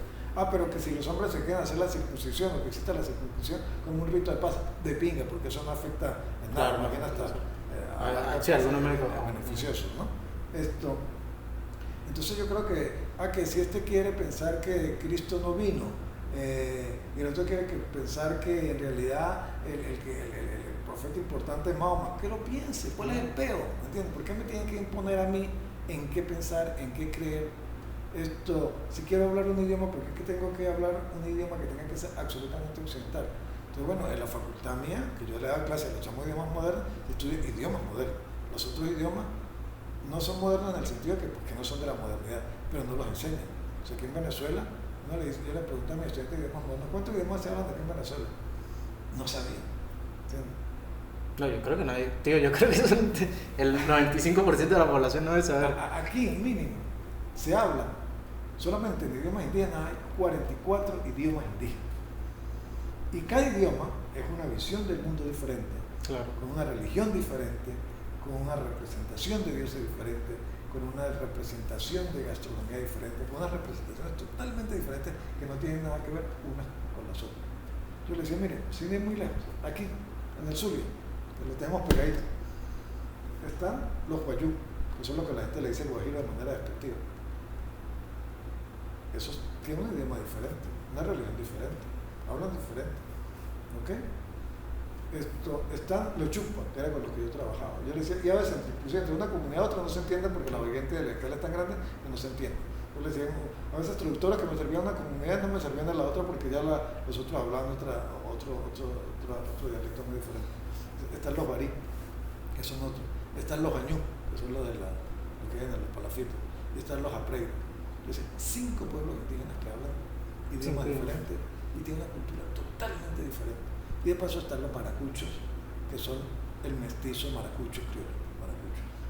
Ahí mismo, en ese estado, hay diversidad cultural. Hay 6 culturas viviendo ahí. Entonces, ahora imagínense, y uno no las entiende. Por eso es que cuando de repente usted va para Europa, usted no los entiende a ellos y ellos no lo entienden a ustedes. Porque ya hay una preconcepción. O sea, los europeos se imaginan a todos los latinoamericanos. Como si uno viviera aquí en un palafito literal. Claro, porque es la idea que les vendieron, ¿entiendes? Y además esta sería de pinga lo que vi todavía en un palafito, ¿ok? Pero el rollo es que es una idea muy loca, porque no solamente la idea de dónde vive, sino es el pobrecito, el que no sabe, cómo le cuestan las cosas. Y ahí quiero hacer un paréntesis, porque usted ahorita habló del racismo, habló que es cuando usted denigra a alguien por su color de piel, pero el racismo no solamente, yo lo que percibo últimamente es que no es solamente un odio directo, sino porque muchas veces me pasa que hace poquito estaba en el cumpleaños de un amigo y un compañero de él, muy simpático, me comenzó a hablar y me dijo, cónchale Eduardo, ¿qué tal? Que vi Venezuela, que vi este programa, que esto, que lo otro. Me preguntó cómo me estaba yendo a la universidad, yo le dije que bien, que pues todo lo que he estado haciendo pues me ha ido bien, con el idioma bien y eso. Entonces hubo un momento que estábamos en la fiesta y él siguió insistiendo con el tema de Venezuela y se quedó así como callado y me dijo, qué loco, ¿no, Eduardo? Yo, ¿por qué? ¿Qué pasó? No, que aquí ninguno de la gente que está sentada en esta mesa ha pasado hambre, ¿no? Y yo me quedé como que, ¿se está refiriendo a que yo pasé hambre en Venezuela o algo así? Pero no lo dijo, o sea, yo siento que él no tiene ninguna animosidad contra mí por mi color de piel, por mi etnia, pero sí piensa de que de verdad pues tengo dificultades económicas aquí en Venezuela y que la gente aquí de verdad pues obviamente hay gente que la está pasando muy mal, pero pues tampoco es que la gente pues sea aquí un bicho raro, que no tengamos tecnología o que nunca hayamos visto una nevera en la vida. Y eso yo también lo percibo como una forma de racismo, cuando uno dice soy de tal lado y la gente obviamente no es que le tenga odio a uno, sino que le tiene como lástima, por decirlo. Porque tiene preconcebidas, hay prejuicio. Sí, claro, y claro, yo después de eso yo dije, bueno, este chamo no lo dijo con mala intención y ahí fue que me dio la idea de que, bueno, la gente quizás aquí tenga esa idea mía o del latinoamericano en general y pues yo en vez de sentirme mal pues tengo que tratar de como que compadecerme de ellos porque pues ellos no conocen mi realidad y nunca vayan, pero bueno, de repente me conocen a mí, se interesan y algún día termine eso y eso creo que es lo que me ha dado mucho esta oportunidad de viajar y conocer diferentes culturas, porque pues obviamente uno también tiene su estigma contra otras etnias, qué sé yo, o sea, estas cosas de que uno piensa que los árabes o los hindúes son de cierta manera y después uno resulta que termina conociendo y siendo muy buen amigo de un hindú o de un árabe y así pues uno choca en algunas cosas, uno dice, ok, sí, eso que usted dice, no somos, o sea, no es que sean malos o cualquier otra, son simplemente diferentes y ellos creen en eso ciegamente, pero me respetan a mí con mis creencias. Entonces yo creo que esa es como la única verdadera cura Sí. para todos los problemas. Mire, para el etnocentrismo, para el racismo, para la vergüenza étnica y para entender lo que es la cultura es viajar y conocer. ¿Okay? Y claro, cuando uno viaja con mentalidad de antropólogo es más de pinga todavía, ¿no? Porque uno entiende la vaina, ¿no? Aunque a veces lo conflictúa también, ¿no? Porque, por ejemplo, el doctorado mío era doctora de antropología social y diversidad cultural. Pero en ese momento ya estaban dando muchas vainas de migración, ¿no? Y uno de los cursos más largos que yo vi en los cursos doctorales fue el de procesos migratorios. Y entonces, claro, en esa vaina yo leí muchísimo cómo pensaban los europeos y particularmente los españoles, los inmigrantes. ¿Ok? Entonces cuando yo iba inclusive a una farmacia a comprar algo, yo decía, este hijo de puta está pensando, o sea, yo sé qué es lo que está pensando, Sí, sí. porque además como había leído qué era lo que ellos pensaban, yo sabía que estaba pensando, ¿eh? Entonces coño, a veces me sentía yo incómodo por eso, y a mí nunca nadie me discriminó en España, y menos porque bueno, yo estaba rodeado de pura gente que era antropólogo y la huevonada, pero a pesar de que era antropólogo yo a veces sentía que ellos me veían como el pobrecito, aunque a veces yo tenía más, aunque casi siempre yo tenía más plata que todos porque me dijo que era la mejor. Y vivía en la mejor zona de Granada. Y ninguno de mis compañeros doctorales podía darse el lujo de vivir donde vivía yo. ¿Ok? Pero ellos me veían a veces como el pobrecito, ¿no? El que inclusive que no conocía tecnología y tal, ¿no? Y además con el que uno aquí en Venezuela en relación a Europa tiene una ventaja que no tiene los ricos aquí encima. Sí. Esto llega aquí encima y me río porque en realidad el mundo pues, más arriba. Bueno, sí, o sea, al norte. Al norte por decir una ubicación. Pero que uno se da cuenta que a veces la tecnología europea es un poquito más atrasada que la tecnología que hay inclusive que en América Latina. Porque aquí en América Latina la gente tiene como muchísimo más acceso a la tecnología. O sea que cualquier carajito le maneja a usted, al menos cuando yo estaba en España, manejaba más tecnología uno aquí que ellos allá. Por ejemplo, allá todavía las notas las llevaban así, manuales, ¿no? Y aquí todo era por internet, ¿entiendes? Los alumnos que iban por internet. Y allá todo se hacía un manual todavía en ese momento. ¿Ok? Si nosotros ya hacemos esto, que lo hacen aquí. Si nosotros utilizamos otras cosas más avanzadas, porque estos todavía no utilizan esa vaina. Claro, porque a nosotros nos venía más la tecnología gringa, ¿no? Sí, sí. Y eso pasa ya Bueno, particularmente en la década del 70, 80 y 90, cuando Venezuela estaba en auge, pues sí hubo mucho intercambio tecnológico con los americanos. Claro, y toda la tecnología de nosotros era muy, muy avanzada en relación, en algún momento hasta más avanzada que la Yo conocí y española particularmente. Yo conocí un señor que él dijo que, no me acuerdo dónde era, pero él dijo que él había conocido Caracas como en el año 70 y que se quedó impresionado de las cosas que habían en Caracas que en ese momento no las habían en la ciudad de que él era en España. Claro, ¿no? Obviamente después pues pasó todo este desastre que pasó, pero con todo y todo, pues la gente aquí, yo lo que me doy cuenta es que me di cuenta en la universidad que yo estudié con muchachos que obviamente de familias humildes, pero lo rápido que ellos eran para, o sea, cuando al momento de programar un PLC o cualquier tarjeta nueva, ellos como que lo dominaban muy fácilmente y muy rápido, era como natural, puede ser. Entonces, claro, aquí la gente tiene, pues también, yo creo que una de las cosas más finas de ser un tercermundista es que uno es híbrido, ¿no? Uno improvisa mucho. No, y es híbrido, ¿por qué? ¿Y por qué logra improvisar? Porque primero como, eso se llama bricolage en francés, ¿no? El que logra armar algo de cosas que no sirven, ¿no? ¿Cómo puedo hacer un celular de pedazos de celulares? ¿Ok? Y me puede resultar hasta lo mejor. Entonces nosotros, precisamente como han habido ciertas carencias a nivel económico por obtener el producto terminado ya, entonces la gente le tuvo que resolver. Y la gente resuelve. Entonces se improvisa, ¿no? Y si no, pregúntele a los cubanos. Ahora lo interesante es ver cómo nosotros tenemos tres maneras de pensar y cómo resolvemos hasta con 3, 4 maneras de pensar que tenemos. Porque a veces nosotros pensamos idéntico como piensan los europeos occidentales, ahorita los contemporáneos, y resolvemos la cosa. O sea, usted cuando toma el avión, se va, viene para la playa, agarra, toda esa mierda la está haciendo como la hacen los europeos, no la está haciendo diferente. El idioma que está hablando es un idioma europeo. Okay, los aparatos tecnológicos para comunicarse son igualitos a lo que utilizan ellos. La razón que utiliza cuando se enferma, la razón como resuelve sus peos, digamos, de alimentación. Okay, esas son razones o con el mismo razonamiento que la razón occidental. Pero de repente usted también a veces agarra su pedacito indígena que le queda ahí, que ha sido transmitido inconscientemente, porque usted no sabe que eso es indígena. Okay, cuando coño, no, mejor me tomo este remedio porque y que si esto y que aquello, no sé qué. O toma vainas africanas, ¿no?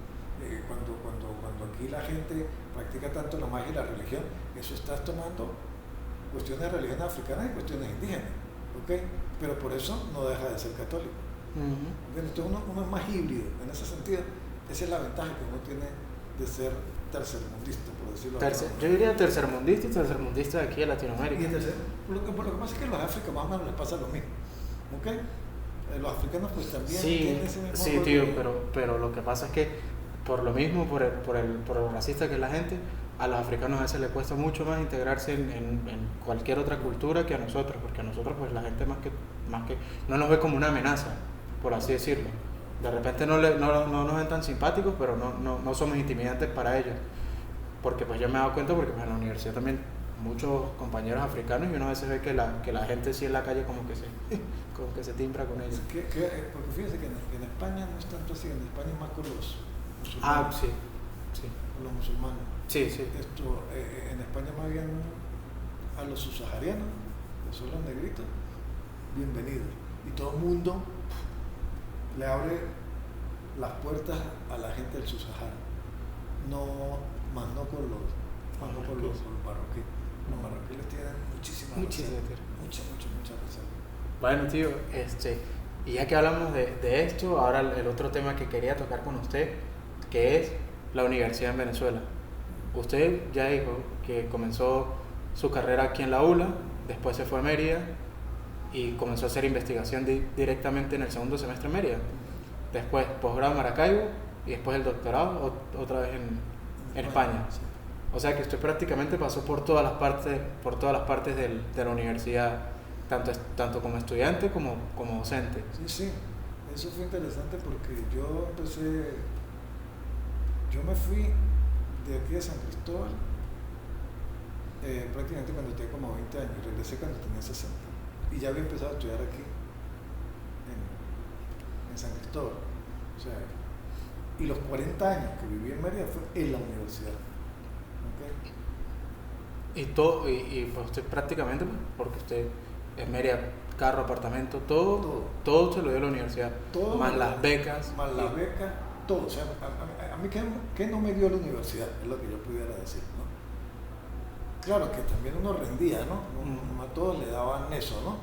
O sea, y sí, en algunos casos le podían dar a todos, pero no todos optaban. Tampoco la universidad le ponía un revólver a nadie en la cabeza, ¿ok? Yo empecé a hacer investigación en el segundo semestre porque me conseguí con un grupo que hacía investigación y que la persona que fue mi mentora después, pues era la directora de ese grupo y le daba la oportunidad de hacer investigación y yo empecé como asistente de investigación de un proyecto, ¿ok? Y en ese momento pues yo inclusive hasta ayudaba a las excavaciones arqueológicas. Luego fue que ya no me gustó la antropología, mencioné arqueología, sino la antropología social y cultural, ¿no? Y preferí trabajar con vivos que con muertos. Y entonces, claro, me enganchó fundamentalmente la investigación, ¿okay? Pero en la universidad uno no puede ser solamente investigador, uno tiene que ser docente investigador, es en realidad el cargo de uno, ¿no? Dice docente investigador, o sea que uno tiene que dar docencia. Pero cuando usted comienza a dar la docencia, ¿es antes del concurso o después del concurso? No, yo cuando estaba preparándome como profesor, podía dar unas materias de mi tutora, ¿okay? Podía ayudarla a ella me decía, mire, este tema. Entonces yo iba y le daba ese tema a los alumnos, ¿okay? Pero cuando ya concurso es que ya tengo mis estudiantes que son míos, bajo mi responsabilidad van a estar. Y entonces yo doy mucha clase de media por lo que cuento de la antropología. Yo di clase, en un primer momento, en letras. Okay. Una materia que llamaba arte y antropología, le daba yo a los estudiantes de letras, que la agarraban casi todos los estudiantes de letras, mención, historia del arte. En historia hay muy poquitica clase, pero de una materia que llamaban historia, de otra materia que se llamaba el chamanismo como otredad, ¿okay? Y otra materia que llamaba antropología histórica. Esas fueron las materias que yo en historia, pero eran poquitos estudiantes porque eran para los estudiantes avanzados, y las di como 1 o 2 veces más, no las volví a dar. Pero donde di muchísima clase fundamentalmente fue en letras al principio, en ingeniería. Yo tenía en ingeniería, llegué a tener hasta 200 estudiantes en un semestre. ¿Y qué materia? Antropología, porque ya en ingeniería se ven unas materias básicas, de sociología, claro, sí. Técnica de estudio, idiomas y antropología. Sí, eso que cuando uno estudia ingeniería dice, ¿para qué me dan esta mierda? Porque yo no quiero hablar con la gente, yo lo que quiero es ganar plata. Exacto. Bueno, no, en ingeniería lo que trataba era, yo, lo que sea que trataba de enseñarle a los chamos cómo habían otros sistemas tecnológicos diferentes al sistema tecnológico occidental. Y que ellos iban a aprender uno y en la facultad, pero que el resto de las culturas tenían muchísimos sistemas tecnológicos diferentes. Y que si a ellos les tocaba que ir a trabajar en una sociedad que no tuviese el sistema tecnológico occidental, tenía que decir, no, esta mierda no es ingeniería. No, lo que tiene que entender que el que esté equivocado es usted y que hay otros sistemas tecnológicos y que esta cultura está aplicando un sistema tecnológico del cual usted es ignorante. Entonces, bueno, yo tuve muy buena fama de profesor de ingeniería porque los chamos lograron entender eso. Y muchos chamos, que eso es lo que no me gustaba, el último examen que yo lo hacía oral. Mi grupo, para que no viera que yo hacía trampa, ponía 3 coños ahí sentado y sorteaba preguntas, ¿no? ¿Qué tal la pregunta? Tema. Ponga tal tema que salió. Usted agarra el papelito y si le salió el tema del racismo, me lo expone. Si le salió el tema del conocimiento indígena, me lo expone y tal. Y después que tenían sus notas y toda vaina, muchísimos estudiantes llegaban al currículo mío en la otra facultad, en la de humanidades que era donde tenía la oficina, y me decían, profe, gracias porque me hizo cambiar la visión del mundo. Yo ahora veo el mundo diferente, ¿no? Entonces, para mí esa vaina... Claro, yo creo que eso es la finalidad de un docente. Sí, yo me doy cuenta, por eso es que yo no me arrepiento de mi función como docente, porque primero di mucha clase en el sentido de que a pesar de que era 1 o 2 secciones que tenía por semestre, que en realidad se resumían a máximo, qué sé yo, 6, 8 clases por semana, horas de clase, ¿ok? En la más era para hacer investigación, o cuando tenía cargos directivos, pues para desempeñar los cargos directivos que me tocaban. Entonces, claro, en ingeniería me fue muy bien, en idiomas modernos también, porque además los idiomas les tenía que entender que ellos no van a la facultad a aprender un idioma, ellos van a estudiar un idioma. Dice, para aprender un idioma van a un instituto y lo aprenden. Claro. O sea, van para el país y lo aprenden. Pero para estudiar el idioma, sí. Y para estudiar un idioma tiene que entender la cultura.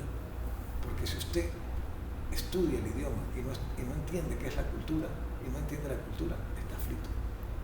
No va a lograr entender muchas vainas que se digan y por qué se dicen. Porque las cosas se dicen en contextos culturales que eso tiene que ver mucho. Entonces, cuando yo hacerlo entender que el peo de la cultura, el peo de las diferentes culturas que hay aquí en Venezuela, entonces como también en el mundo hay diferentes culturas, entonces los chamos también salen con el mundo cambiado, ¿okay? Y en arquitectura, que fue finalmente donde más éxito tuve, fue cuando yo empecé a enseñarles a los chamos. A mí me tocó quedar sociología, pero yo vi el programa y yo dije, no, yo estaba yendo a la voy a dar. Rehice el programa y dije, la materia se va a llamar sociología otra vez porque es el nombre que le pusieron, está en el proceso, pero yo voy a darles antropología y voy a dar esto. Entonces el departamento voy a echar el profesor. Y yo les hice entender a los chamos que la vivienda que ellos también hacían un poco en ingeniería, lo que ustedes saben es lo que les enseñan aquí en la Facultad de Occidente, pero aquí hay un poco de cultura indígena. Los Yanomami también hacen vivienda, y mira la arquitectura Yanomami tan arrecha, la Primón, la Panare, la Barín. Entonces, coño, los tipos, nada más lo ponía a hacer maquetas ya. A usted, este grupito, me va a hacer una maqueta de la vivienda Barín. Y además me va a exponer todo lo que tiene que ver con la vivienda Barín. Y cada grupo así, ¿no? Y además les enseñaba lo que es cultura y la huevonada y todas esas cuestiones, le daba las nociones básicas. También les enseñaba cómo la ciudad latinoamericana todavía tiene muchísimas cuestiones de la arquitectura indígena.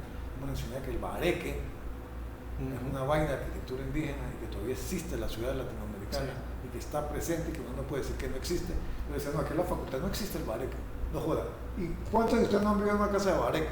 La primera, nadie. Después reaccionando con el profetal. Entonces, cuando descubrían esa vaina, para ellos era muy interesante. Entonces, claro, en la universidad tiene usted la posibilidad de que pueda enseñar lo que usted sabe, ¿okay? Y además que cuando usted enseña lo que sabe, sabe llegar mejor. Yo nunca hice ningún curso de pedagogía, nunca, porque yo sé, ¿de qué me sirve a mí saber tanta pedagogía y no saber lo que voy a decir? Sí. En cambio, cuando sé lo que voy a decir, lo digo, me aflora así rapidito y todo el mundo me entiende. Claro. ¿Entiendes? No, y cuando uno domina un tema, a la otra persona se le hace más interesante. Sí. Y cuando uno muestra interés por ese tema, porque muchas veces, y ayer lo conversaba con mi abuelo, hay profesores que llegan, agarran el pizarrón, estudiense esto, chao. Sí. Y uno pasa esa vaina sin pena ni gloria y resulta que puede haber sido la pasión de la vida de uno. Claro, y inclusive a mí me da mucha risa porque después cuando ya existía el WhatsApp y el Facebook, sobre todo que fue, y yo hacía grupo de Facebook con los alumnos para interactuar por ahí cuando no había WhatsApp, los chamos a veces ponían memes y se me hace. Cuando el profe era apasionado y no sé qué, haciendo referencia a que se apasionaban a que yo me apasionaba en las clases y eso lo hacía ellos deslumbrarse también, ¿no? Entonces, claro, la universidad no le da esa posibilidad primero, le da la posibilidad de investigar, ¿ok? Que eso era fundamental porque, coño, la universidad se trata de investigación, no se trata de repetir conocimientos. O sea, hay conocimientos básicos que usted tiene que repetir, ¿ok? Pero ¿qué le va a enseñar usted a sus estudiantes si usted no, de diversidad cultural, si usted no está donde esté la diversidad cultural? ¿Cómo le enseñará a usted a su estudiante a escribir un artículo científico cuando usted no lo ha escrito? ¿Entiende? Entonces, coño, yo tuve la oportunidad de tener una investigación con los campesinos de Mérida, ¿no? Hice otra investigación con los indios Timote, que esa también me llevó a trabajar con los indios del sur de Mérida, de Lagunillas, ¿ok? Tuve otra investigación con la gente de los pueblos del sur de Mérida, que son otra historia porque esos son muchos indígenas, pero también hay muchos descendientes, sobre todo alemán, que se vino ahí después de la guerra. Tuve otra con negros del sur del lago. En el pueblito de los negros me fui, los trabajé yo. Si hablo de los negros, tengo que trabajar con los negros. Claro. Si hablo de los indios, tengo que trabajar con los indios. Si hablo de los campesinos, tengo que trabajar con los campesinos. Si hablo de la representación de no sé qué broma, pues tengo que hablar con la cultura que tenga eso. Y después me fui para la Sierra de Perijá. Estudié todo el imaginario de los indios de la Sierra de Perijá. Y claro, cuando yo daba esos temas, entonces para mí era muchísimo más fácil porque eran vainas que yo había investigado durante años y que yo había estado ahí y que había leído y que además me había ido también al archivo de India en España y había leído los documentos de hace 500 años, ¿ok? Y había leído bibliografía reciente y había leído revistas de investigación recientes, ¿ok? Entonces claro, la universidad nos le da la posibilidad de investigar, que finalmente eso es lo más importante, ¿ok? Y además de que investigaba, la universidad le da a usted otras posibilidades de publicar los resultados de sus investigaciones y de difundir sus investigaciones. Yo fui uno de los que pensé siempre que había que publicar en revistas de español en Venezuela, ¿ok? Porque si usted quería publicar su artículo en alemán, buscaba un traductor de alemán y buscaba una revista en Alemania que le publicara la vaina y la universidad le pagaba el paper por fuera, ¿ok? Yo decía, no, yo publico y yo finalmente creo que tengo más de 30 artículos publicados, ¿okay? de las diferentes vainas, las investigaciones que hice, ¿okay? Y además la universidad también le da la posibilidad de difundirlas, de ir a eventos locales, regionales, nacionales e internacionales. Entonces, coño, uno mandaba su ponencia.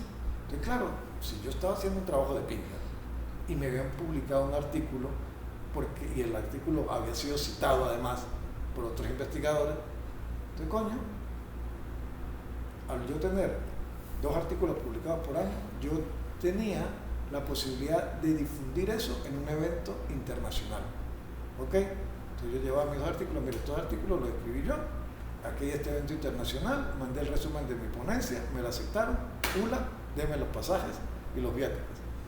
Entonces, claro, hay un congreso en España, me voy. Hay un congreso en Italia, me voy. Hay un congreso en Portugal, me voy. Hay un congreso en México, me voy. Hay un congreso en Colombia, me voy. Hay un congreso en Caracas, me voy. Hay un congreso aquí en Mérida, me paga la inscripción aunque sea. ¿Ok? Entonces, claro, la labor del docente universitario es muy diferente a la del otro porque uno tiene que hacer docencia, hacer investigación y hacer extensión, que la extensión está toda la difusión y otras cosas, porque además yo terminé siendo asesor de los indios Yupa y terminé siendo asesor de los indios Timote, y los indios me llamaban a cualquier hora cuando tenían un peo, ¿ok? ¿Y qué podía hacer yo para ayudarle a resolver el peo? ¿Entiendes? Y además llevar más investigadores para resolver los problemas que ellos tenían allá. Coño, los indios Timote no tuvieron un peo con las muelas que le tienen, coño, buscar profesores de odontología y tal. El tipo de paso hizo un artículo allá que lo publicó y todo, pero entonces también resolvió el peo de los indios, ¿eh? Llevé profesores de medicina, llevé profesores de arquitectura, que hicieron toda una vaina para hacer las casas de los indígenas de acuerdo a la visión del mundo que tenían los indígenas, y no que el gobierno llegara a hacerle unas casitas y todas una petrocasa. Entonces, claro, la docencia universitaria es diferente porque implica la investigación y la extensión, ¿okay?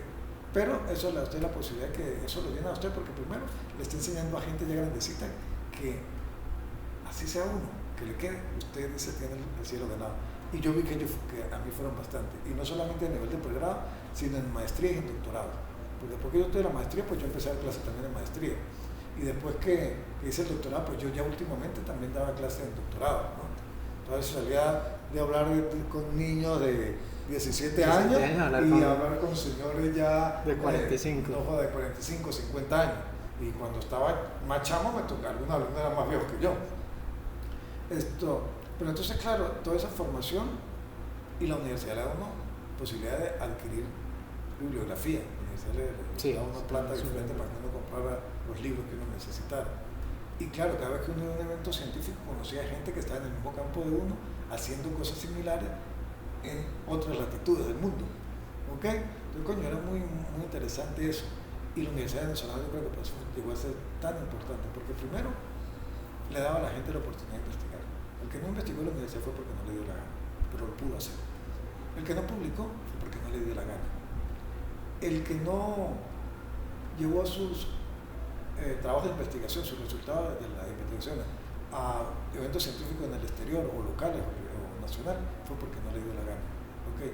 Y el que no hizo buena docencia fue porque no quiso, porque inclusive la universidad le da la posibilidad de hacer actividades fuera de las aulas de clase con los alumnos, llevarlos a trabajo de campo, enseñarlos a hacer las actividades, así fueran de un área diferente, que no fuesen a ser antropólogos. Yo no tuve solamente en posgrado, en la maestría, que era de antropología, porque finalmente también últimamente está dando clases en una maestría de desarrollo urbano local. Y cuando los arquitectos descubren lo importante que es la antropología para la arquitectura, para todo el pedo de todo lo que es la antropología urbana y el desarrollo urbano, coño, los tipos dicen, descubrimos el mundo, pana.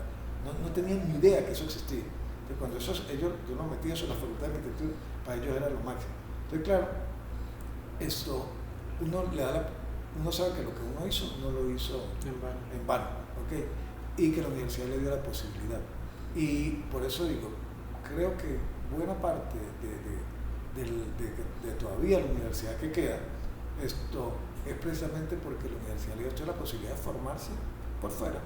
Si usted quería hacer el doctorado aquí, lo hacía. Si no lo quería hacer, no hacía el doctorado en coño.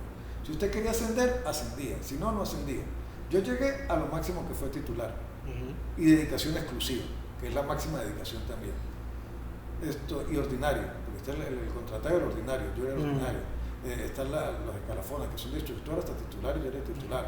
Están las dedicaciones, que son tiempo convencional, medio tiempo, tiempo completo, y dedicación exclusiva. Yo era dedicación exclusiva a la universidad. Entonces uno no podía hacer más nada, sino porque era exclusivo de la universidad. Para que uno la universidad lo necesitara en el momento que lo necesitara y donde lo necesitara. Entonces uno le dio también la vida a la universidad, ¿no?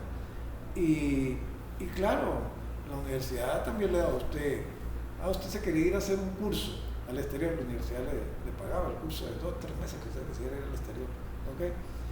Y como había convenio, pues entonces, bueno, habían organismos que decían, este tipo, bueno, entonces uno salía en un convenio uno de los convenios que me fui por un mes para Francia, fue una vaina que me pagó Francia, porque yo me fuera a estar en Francia, ¿ok? Una vez que me estuve 3 meses en México, fue la OEA que me pagó la vaina para yo estarme allá, porque fue una beca de la OEA, ¿ok?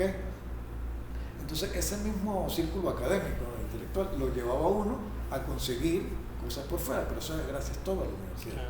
Claro, después, y la universidad era un pensamiento crítico, eso que hablamos ahora de que la gente que se enrolla es la que tiene mucho tiempo, ¿okay?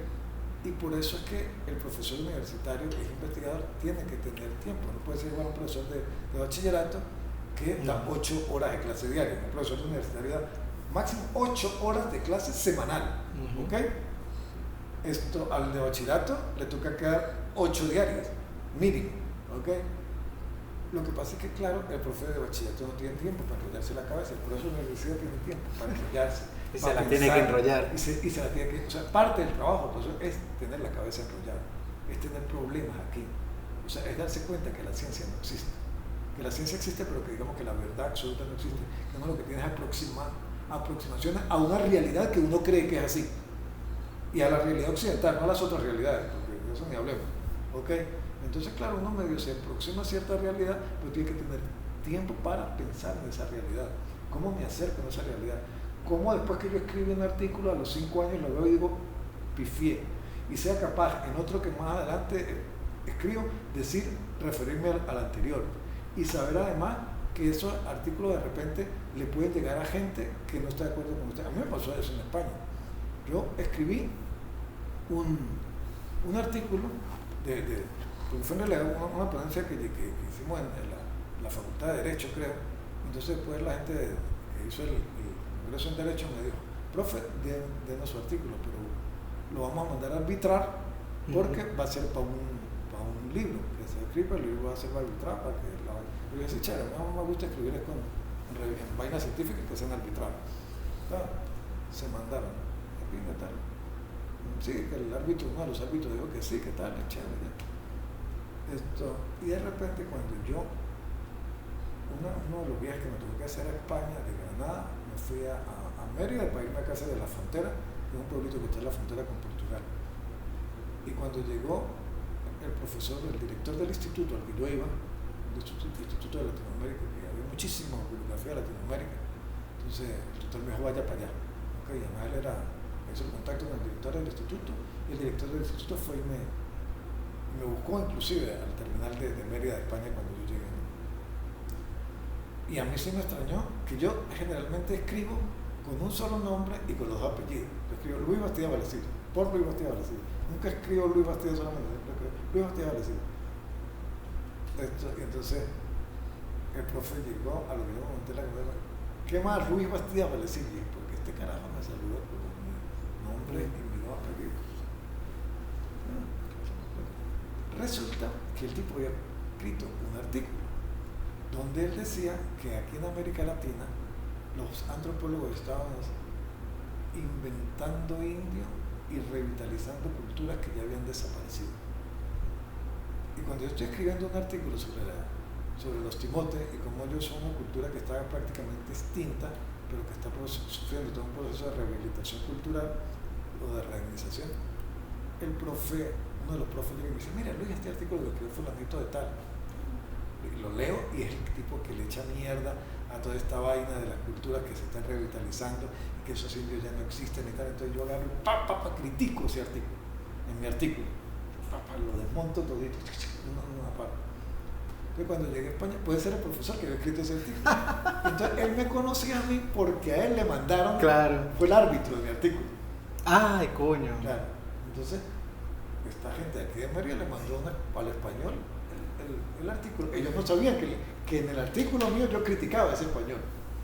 Y mucho menos iba a saber yo que muchos años después yo iba a conocer a este tipo. Y entonces él explica porque después de la noche cuando nos sentábamos a veces a comer, ahí en el instituto, eran unas cotorras académicas bien interesantes, yo exponiéndole a él mis argumentos por qué aquí en América Latina sí creíamos en los procesos de rehabilitación cultural y él diciéndome por qué él creía que no. Entonces son vainas que, aunque uno académicamente no esté de acuerdo con otro, eso no tiene por qué llevarlo a ser enemigo del otro, sino más bien esa vaina retroalimenta. Y todo eso se lo da uno a la universidad. No, y eso también es lo importante de la investigación, que usted cuando investiga algo y lo expone, otra gente lo va a ver y si no le funciona le van a decir que no le funcionó por esto y esto. Y ahí usted tiene que o exponer su punto o decir por qué no funcionó o por qué a ellos no les funcionó. Claro, y además ahora que existe el internet, que lo lee uno todo el mundo en cualquier parte del mundo, porque todas las revistas científicas ya están prácticamente en internet. Sí, eso es increíble. Antes cuando eran las revistas así, los tirajes de revistas, que eran 30, 100 revistas, pues se cae la vaina circulando en pocas personas, ¿no? Pero ya no. Entonces esa vaina se la va a toda la universidad, gracias a esa formación que hizo de la gente y del que quiso formarse fue que llegó a ser la Universidad Venezolana Libre. Claro, con todo este peo, la universidad siempre ha sido crítica, toda la vida, en todas partes del mundo la universidad ha sido crítica porque tiene pensamiento avanzado y siempre ha ido contra el pensamiento conservador, y en un primer momento pues la universidad fue de izquierda cuando los gobiernos eran de derecha. Ahora esta pseudo izquierda que hay aquí no entendió nada. Uno de los primeros enemigos fue la universidad y empezó a cercenar no solamente la educación a nivel básico y primaria, ¿no? Sino que también la universidad fue la que más palo le dio. La universidad ahorita en Venezuela está prácticamente muerta. La universidad está prácticamente extinta, ¿me entiendes?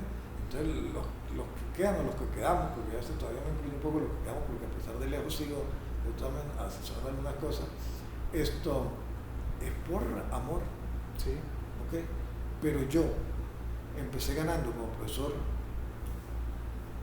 instructor a finales del siglo pasado $2,000, y 25 años después, Estando ya en el escalafón más alto, haciendo, estudios más después altos, de hacer 30 publicaciones. y de todo eso, entonces ahora gano $30. ¿Ok? Y no solamente yo, o sea, Sí, no, claro. yo por mi ejemplo, ¿no? Pero, y soy de los que más gano, ¿ok? Soy de los que más gano porque soy titular y dedicación exclusiva. Ahora no sé cuánto puede estar ganando un profesor, instructor, recién entrado, no sé, puede estar ganando $10, nada más, si gana mucho. Entonces, claro, no tiene cómo investigar. La universidad nos dio a nosotros 2 carros, un jeep y un machito, para que fuésemos a las montañas que teníamos que ir. Nos dejaba los viáticos, nos dejaba la plata para la publicación, para todo. Y nos daba el sueldo para vivir de pinga, para comprar la casa, para comprar apartamentos, para ayudar a la familia, para todo. ¿Entiendes? Y de repente uno terminó siendo más bien el que la familia lo ayuda porque es el pobrecito profesor universitario. Y como eso está mucho, y yo admiro todavía a los profes jóvenes que se quedan. Y yo sé que la mayoría están haciendo otras cosas Para poder subsistir. Porque si no, no se puede. Pero aquí la universidad fue muy grande gracias a esas políticas muy buenas que hubo, pero la universidad se vino al declive a partir de que el gobierno le cortó el presupuesto porque la universidad es contestataria. La universidad no le gustaban las cosas del gobierno, y el gobierno quiere tener a todo el mundo de rodillas, y a lo que menos va a lograr tener el gobierno de rodillas es a la universidad. Hay algunos universitarios que se han arrodillado, pero la mayoría nunca se arrodilló. Sí. Yo creo que yo fui de la última generación que pudo aprovechar lo bueno de la universidad venezolana. Y ahorita que estoy haciendo el máster por fuera, yo me doy cuenta que las bases que tengo son bases sólidas. O sea, yo puedo estar lejos en un idioma diferente al mío, igual sobresalir, pues. Claro, obviamente a nivel de maestría, pues las cosas mucho más sencillas. Pero pues también le quería preguntar eso porque pues obviamente ahorita yo estoy ya terminando mi carrera y estoy muy de cerca con lo que es investigación, porque estoy trabajando directamente con el departamento de control de mi universidad. Entonces me parece interesante porque allá cada departamento tiene un solo profesor titular, y el resto de profesores que dan clases de la diferencia allá tienen como una sola clase principal, que es como no sé, que la dan como en un auditorio, y después tienen, según la materia, tienen prácticas y laboratorios. Todas las prácticas y los laboratorios la dan todos los estudiantes de doctorado. Entonces ellos cuadran con el profe titular y entre todos dicen cuál es el contenido, y se van rotando por semestre diferentes materias. Pero pues lo hacen también con la idea de terminar el doctorado y porque se le da crédito por el doctorado. Y después participar como profesor titular, que claro, ¿no? Para ser profesor titular, si es uno solo, debe ser bastante complicado. Claro. Pero me llamó mucho la atención de la forma en que se hace investigación, porque claro, se hace investigación, pero al mismo tiempo hay convenios tanto con el Estado como con la empresa privada. Entonces, por ejemplo, vamos a desarrollar X proyecto. Bueno, este proyecto lo tenemos nosotros, y este proyecto puede ser que esta empresa lo utilice y que nos dé una donación o algo, y ese donativo me imagino que va a la universidad. Entonces, pues por eso le quería preguntar para ver más o menos qué paralelismos hay. Aquí existió algo parecido, y existió fundamentalmente con PDVSA, pero era del Estado. ¿Okay? O sea, aquí el Estado le daba todo a la universidad. Claro, todo. O sea, si usted quería buscar, digamos, recursos fuera de la universidad también lo podía buscar porque la universidad le da el aval. De hecho, ahora la universidad es lo único que es el aval, no da recursos.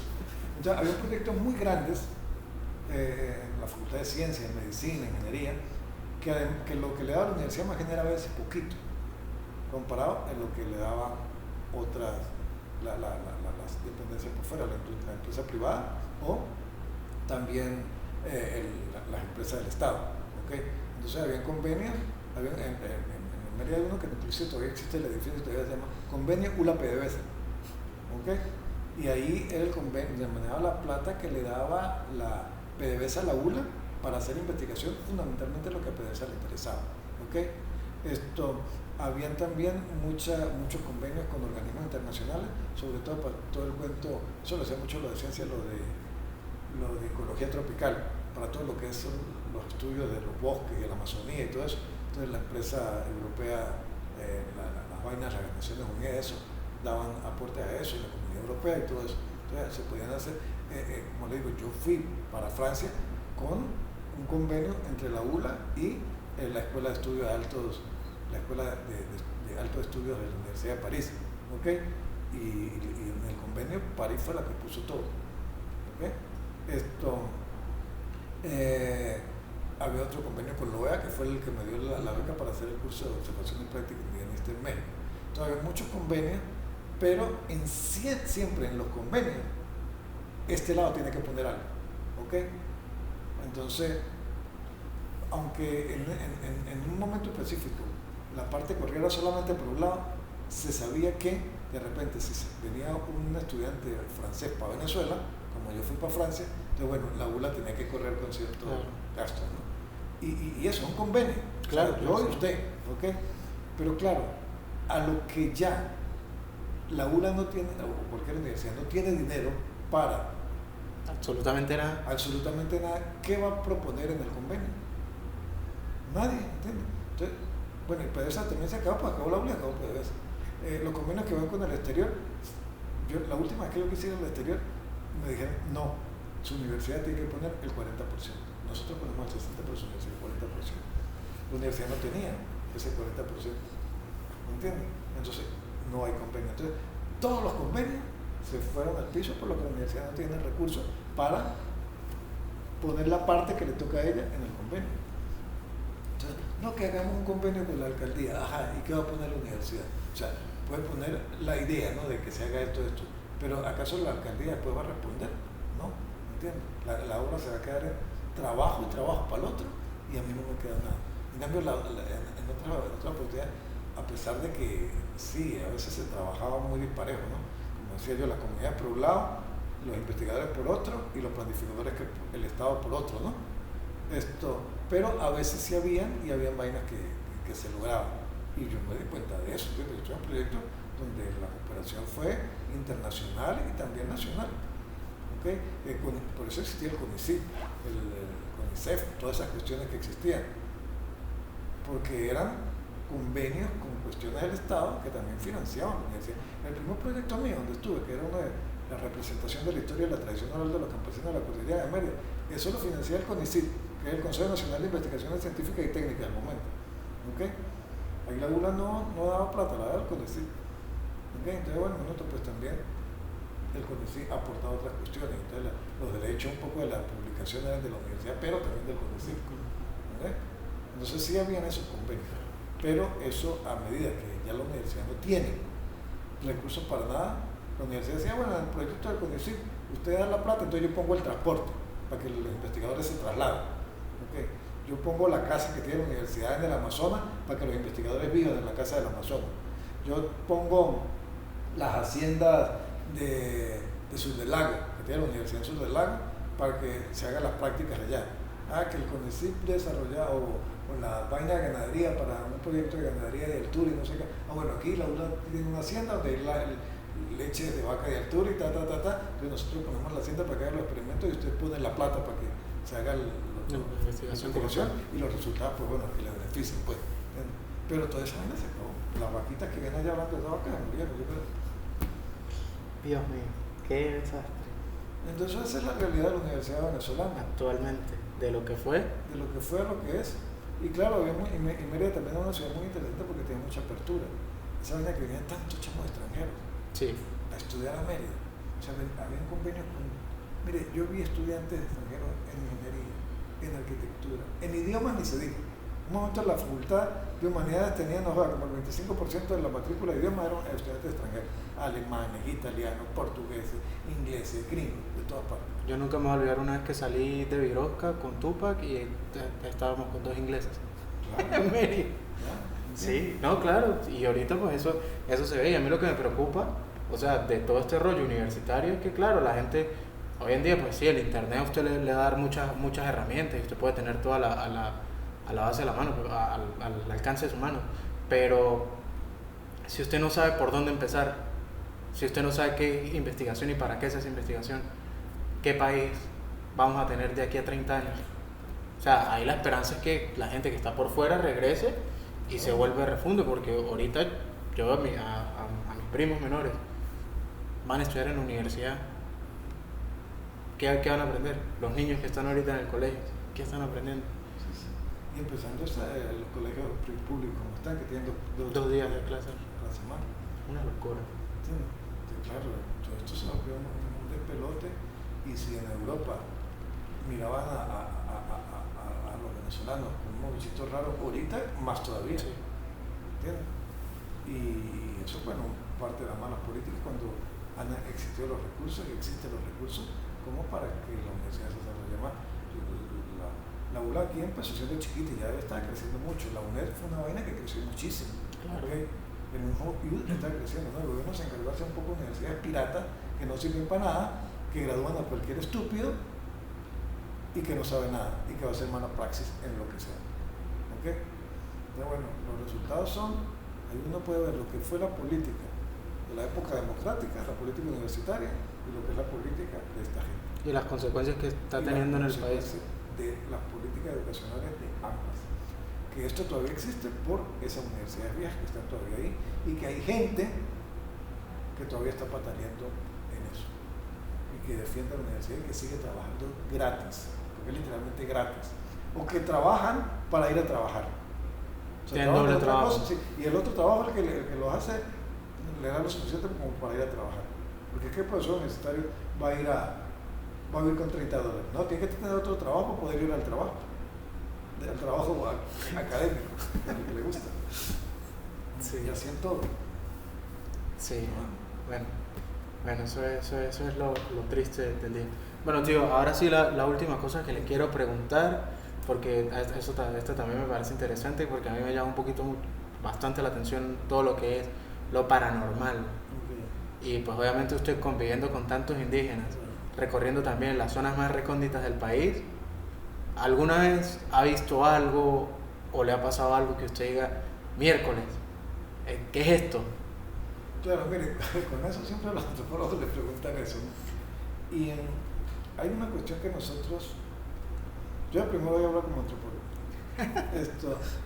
que nosotros la tomamos de una corriente francesa, que es el estructuralismo, que es la eficacia simbólica. ¿Okay? Que es que mientras usted crea en un fenómeno, ese fenómeno ocurre. La eficacia simbólica, porque a partir de lo que usted crea, bueno, se recrea esa vaina. Y yo me he dado cuenta que la eficacia simbólica existe, ¿no? Porque hay cuestiones que a la gente le hacen efecto, aunque desde el punto de vista occidental no sean para eso. ¿Ok? Sin ir muy lejos, una viejita que viene en el primer piso, en planta baja de mi edificio en Mérida. Ella un día me dijo, mire, yo me tomo 7 hojitas de esta planta cuando tengo dolor de cabeza y el dolor de cabeza se me quita. Hasta me recetó la mantequita de eso. Yo fui chiquito, eso no me tiene internet de nada. La mantequilla sirve, lo que se tiene comprado es que sirve para el estómago, para los gases, para no sé qué. Pero nunca habla del dolor de cabeza. Pero a la señora la eficacia simbólica, ella la tomaba con tanta fe, que es lo mismo de la medicina placebo. Ajá. Es el mismo cuento igual. Entonces, claro, mientras la gente cree en unos fenómenos, ocurre, porque la realidad no existe. ¿Okay? Existen muchas realidades, pero la realidad como tal no existe. O sea, no es que esto sea una ficción, sino que esto es una realidad que nosotros hemos creado. porque nosotros creemos que esto es la realidad. Nosotros creemos que esto es el teléfono de la realidad, ¿no? Para otra gente eso no puede ser nada. O sea, para un niño entra acá, que no sepa nada de esto y ve otras cosas, ¿ok? Eso no es lo que nosotros creemos como realidad. Entonces, la realidad como tal no existe. No existe que la realidad no existe. La realidad es como la verdad, no existe. Uno tiene una aproximación a, pero no, ¿entiendes? O sea, para que nos hemos formado literalmente influenciados por Occidente, el sol es el sol, pero para otras culturas no es un Dios. ¿Okay?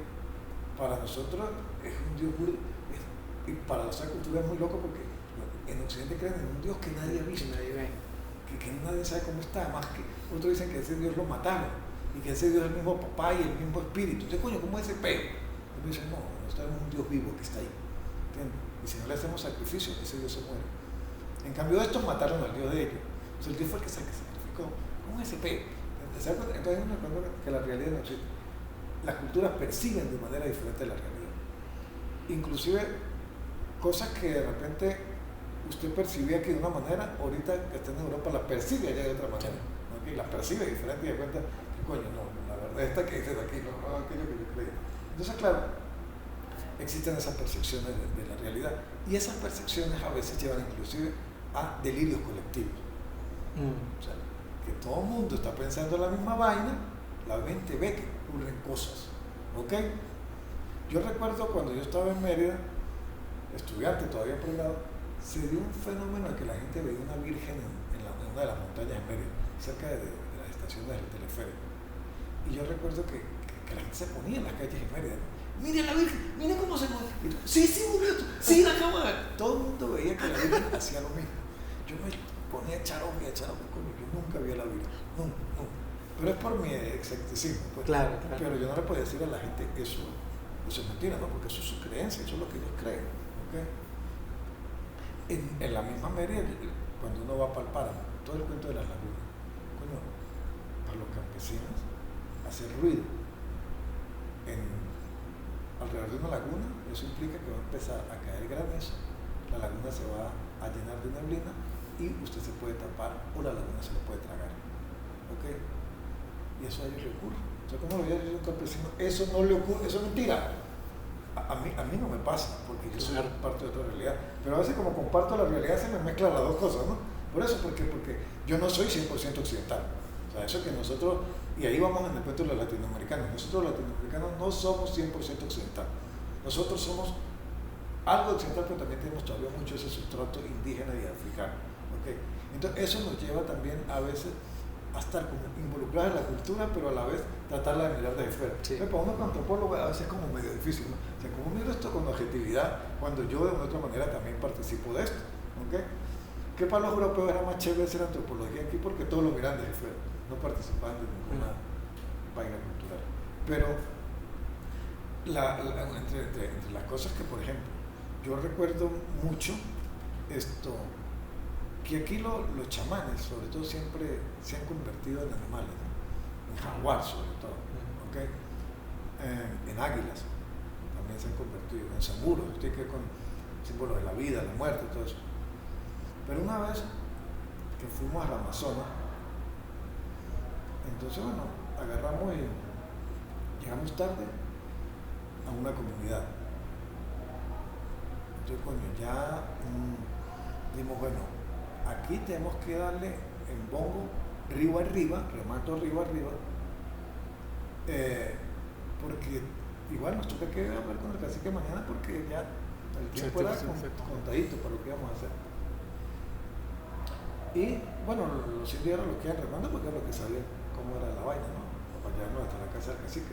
Y además nos dijeron, el cacique no pudo bajar tampoco porque está enfermo. El cacique era el mismo chamán, era las dos cosas, tenía los dos caras. Pero a veces sí vimos que por encima del bongo saltaba un jaguar. Pero bueno, pues bueno, normal, ¿no? O sea, estamos en la selva, ¿vale? Estamos en la selva y un jaguar no lo comió porque el jaguar le comió, ¿ok? Pero cuando al otro día nos enfrentamos con el chamán, el tipo nos dijo, anoche no los cuidó un jaguar por todo el camino y tal, y no sé qué. No sé, tal. El tipo era yo. que me convertí en jaguar y lo descuidé por todo el camino. ¿Ok? Ahí quedó la cosa. ¿Entiendes? Esto, con los timotes, una vez me pasó, o sea, yo no estaba, pero luego que yo fui me contaron, uno de los informantes que era más cercano a mí se había muerto, se murió.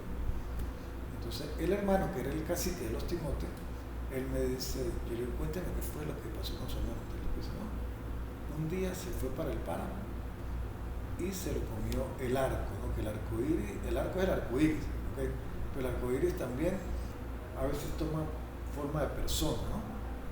Una persona rubia además, y no sé qué, ¿no? Y él dice, o que el arco lo envolvió, porque hace cuando yo te lo envuelvo, que se hace un arco iris, ellos ven que se hace un arco iris alrededor de ellos y que no pueden salir de ahí y que son trasladados a otra parte, ¿no? Entonces, bueno, que el Señor se lo comió y que duró tiempo que todo el mundo lo buscaba en la montaña, en todas partes, no apareció, un buen día apareció.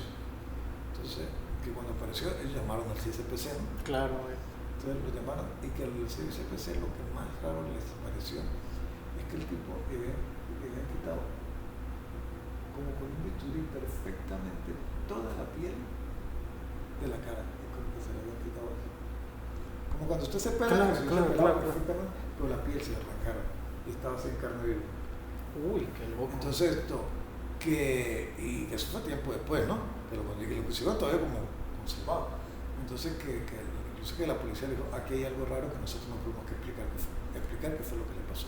O sea, pero ellos no dijeron que fue un asesinato, sino fue nada. Como que se murió y le cortaron la... Sí, pero no sé, porque además no hay sangre, no hay nada. No hay instrumento, no hay nada, ¿ok? Pero y se murió la policía. ¿Okay? La policía tampoco pudo dar una respuesta de la muerte del tipo. Entonces los campesinos sí tenían su respuesta de acuerdo a su realidad. Claro, que había sido el arco. Que había sido el arco, que se lo había llevado. Muchos campesinos mire, profe, aquí me mordió el arco. Entonces, ellos decían que el arco con unas tenazas se le chaca, ¿no? Lo mordía y se le hacía unas llagas horribles. Y esas llagas solamente se las podían curar con medicina tradicional. El médico del hospital, así le pusiera el antibiótico más arrecho del mundo, esa vaina no le funcionaba. ¿Ok? Y bueno, y así muchas cosas que de repente le contaban, ¿no? Palmarito en Gibraltar, yo nunca llegué a verlo, pero ellos me contaban cómo los indios, que son los mejores brujos de Gibraltar, salían en las noches a hacer ciertos ritos, ¿ok? Y que la vaina, en el pueblo se sentía un aire diferente y se sentía como una energía muy diferente. Que yo la única, cuando ellos me contaron eso, yo ya había ido a Senegal y yo la asocié fue con eso. Cuando yo estuve en Senegal, a mí me pasó, 2 veces me pasó una vaina. Un día sentí una energía así súper extraña, una vaina que yo dije, bueno, esto no, ¿qué es esto? No, yo no siento nada, no veo las cosas, pero siento cosas, siento como cosas a mi alrededor, ¿no? Y no veía nada, ¿no? Entonces, ellos me decían que yo estaba en ese momento en la tierra de los mandingas, que esos mismos mandingas, parte de sus descendientes, están ahí en Gibraltar, en el lago de Maracaibo. Yo primero conocí a los mandingas originarios de Senegal y luego conocí a estos que los trajeron hace 200, 300 años. Entonces, claro, yo me imagino que la gente decía que en Gibraltar, que ellos sienten cuando salen los mandingas a hacer sus ritos religiosos ahorita en el lago de Maracaibo, es lo mismo que yo sentí en Senegal, pero esa vez lo sentí de día y era que yo iba a hablar más tarde con un sacerdote mandinga, ¿ok? Que iba a leernos el agua y no sé qué, un ritual ahí que nos hizo para leernos no sé qué va. Y entonces el tipo nos dijo que era él que había mandado algo así, no me dio a entender eso. Que le hayan mandado saludos de Senegal. Sí, el de Senegal me dio a entender que era que como él venía, como que su espíritu, su fuerte espiritual me visitó a mí antes, y que eso fue lo que yo sentí. Y otra noche que sí, que no podía dormir en Senegal y no podía dormir, y yo veía vainas, aunque era oscurísimo, no había luz en la aldea donde yo estaba. Y yo no veía no veía absolutamente nada, pero a la vez como que veía sombras y las sentía cerca mío. Y entonces al otro día la amante senegalí no, fue que anoche hubo mucha energía espiritual aquí en la aldea. Pues yo lo que puedo ver es, o sea, lo que los campesinos, lo que los negros de aquí me contaron, que se me pareció a lo que me pasó a mí en Senegal y lo que me pasó a mí la noche esa que yo sí. La primera era de día, sentí como cosas al lado mío, ¿no? Y la otra sí era que sentía la vaina tan pesada que yo no podía con esa energía. Una vaina así que tiraba en la cama y me sentía mal y me sentía como ahogado de asfixiado y tal, pero como que no podía hacer nada, ¿no? Eso como para gritar y tal, pero no podía. Lo otro que me contaron los indios Timote, ¿ok? Y lo que o sea, en el páramo tantas veces la gente perdía con sus llagas, que no se le curaban y lo curaba era otra cuestión. Entonces sí, hay cuestiones que yo digo, coño, esta realidad no existe y no se puede explicar. Yo no podría atreverme a decir que no exista otra realidad, ¿ok? Porque si a tanta gente le han pasado otras cosas que otra realidad, y de ver yo cómo funciona, inclusive medicina, en otras realidades, la medicina de Yanomami, hasta hace poco era pura eficacia simbólica. O sea, los Yanomami se mejoraban fundamentalmente con magia. No era que los Yanomami le daban ramazos y se mejoraba con la rama. El chamán va al mundo del espíritu de las enfermedades, lucha con el espíritu de la enfermedad del paciente. Si el paciente se mejora, el chamán fue que venció al espíritu de la enfermedad. Pero si no mejora, que no lo venció. El espíritu era más fuerte que el chamán. Entonces el indio va donde otro chamán a ver si lo cura. ¿Ok? Qué vaina más loca. Y se curan. Sí. O sea, los Yanomami tienen 20.000 años. ¿Ok? Ahí viviendo con esa medicina. Yo veo, por ejemplo, en la Sierra de Perijá, cuando un alumno de arquitectura fue a hacer su tesis allá, que iba a hacer un hospital bicultural, ya cuando estaban los chavistas. Entonces, cuando yo lo llevé de unos chamanes yupa, uno de los chamanes le decía que no eran las ramas que él mandaba lo que curaba a la gente, sino que, por ejemplo, yo iba y decía, mire, tengo ardor en el orino. Entonces, el chamán esa noche, a él venía el espíritu de las plantas y le decía, bueno, usted lo visitó y un paciente, ese paciente se va a curar conmigo, yo soy tal planta.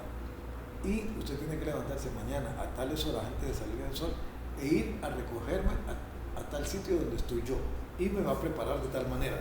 El espíritu de la enfermedad, el espíritu de la planta era el que le hablaba a él en sus sueños. Entonces al otro día se levantaba, iba al sitio donde le dijo la planta que allí iba a estar, la recogía tal cual como la planta decía y la preparaba tal cual como la planta le había hecho en sueño. Y eso era lo que él le daba a la persona para curarla. Y a la gente le funcionaba. Y otras vainas que le daban en el dispensario no le funcionaba. ¿Por qué? Porque la realidad es diferente. ¿Entiendes? Entonces, hay realidades diferentes. Que uno conozca una no implica que las otras no existan. Sí, no son cosas excluyentes. Sí, yo no, así como yo no puedo negar que una cultura no existe porque es diferente de la mía, aquel es inculto, aquel no tiene cultura porque es diferente de la mía. Es lo mismo que yo diga que otras realidades no pueden existir. Yo a veces, cuando mis alumnos me hacían esa pregunta también, yo les decía, mire, yo a veces lo pongo de esta manera. Hay cosas que nosotros no podemos ver.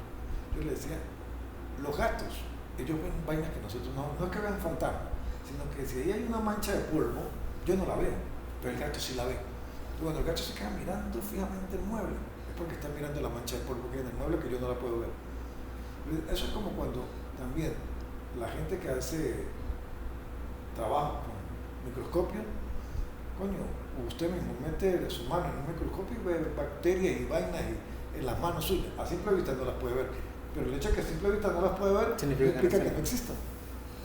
Hay vainas que uno a simple vista no las ve y el mismo occidente ha comprobado que existen. Ahora en realidad diferentes.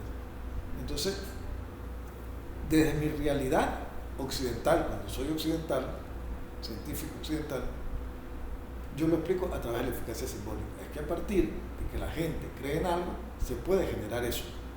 Pero cuando yo soy partícipe de una cultura mestiza, híbrida como la latinoamericana, yo digo, coño, yo no sé si esa es otra realidad que se puede existir, porque hay fenómenos físicos que Occidente no ha sido capaz de darle una explicación. por ejemplo, eso del jaguar, yo no sé. Los cortes de este señor, yo no sé. La gente que se va al fondo de la laguna y vive y ve a los otros y sabe lo que pasa y no sé qué. Cómo es el mundo de los muertos de nosotros y cómo es el mundo muerto de los Yanomami, son dos mundos diferentes. Y la gente lo explica. Pues la gente también pues cree mucho en sus mitos, ¿no? Y la gente cree en el mito judío-cristiano, ¿no? Y es un mito igual que cualquier mito de la creación de cualquier pueblo indígena, ¿ok? Entonces, cuando es la realidad, a uno no le parece que esa es la verdad, que esa es la realidad. Y niega las otras de plano. Pero, ok, que existan, que no existan, coño, yo no sé. O sea, eso de otra realidad es como hablar un poco de los extraterrestres. Sí, sí. ¿Entiendes? Nadie los ha visto, pero lo más probable es que existan. ¿Entiendes? Entonces, coño, pueden haber otras realidades que escapan a la percepción de uno. Nosotros aquí en Occidente, o en los países occidentales y occidentalizados, no creemos en, ¿cómo se llama?, en la reencarnación. Coño, pues la India sí recuerdan sus vidas anteriores, nosotros no recordamos ninguna, pana, pero aquellos sí nos recuerdan. O sea, que hay mucha cultura en todas esas vainas, ¿eh? Pero uno de plano, bueno, lo que tiene que asumir es que hay otras realidades culturales y que esas otras realidades culturales tienen otras cosas que para ellos sí son verdades que existen y que, bueno, mientras la gente las crea y las asuma, que depende que existen. ¿Entiendes? Entonces, bueno, si hay culturas que creen en lo paranormal y que les pasan cosas paranormales y que inclusive uno las ha compartido, no directamente, pero sí como ahí, bastante cerquita, o bastante cerquita, coño, pues a ver, como que hay algo, ¿no? O sea, sí. Yo no puedo negar nada de plano, porque es que mire, eso pasa como cuando la gente se declara 100% ateo, ¿no? Que niega la existencia de Dios. Lo que pasa es que para yo negar la existencia de algo, tengo que, para decir que algo es inexistente, tengo que comprobar que existe primero. Entonces, como yo no puedo comprobar la inexistencia de Dios, tampoco puedo comprobar la existencia de Dios. Entonces, con todos esos fenómenos paranormales pasa lo mismo. Yo no puedo negar que no exista tal vaina, coño, porque si no puedo explicar que existe, mucho menos voy a explicar que no existe. Oye, no, esto no existe. Bueno, pero si no existe, ¿por qué? Porque de una otra manera existió, ¿no? Compruébame cómo existió. Entonces, coño, no soy capaz de comprobar ni la existencia ni la inexistencia. Entonces, bueno, son cosas que se quedan ahí en el terreno de las especulaciones para Occidente. Para el que asume que eso existe, eso existe ya, se acabó. ¿Entiendes? Y esa es su realidad. Así como su realidad es comer con cuchara, ¿no? Es cagar encerrado en un baño, ¿no? Y bañarse después. Es el hecho de bañarse en una ducha.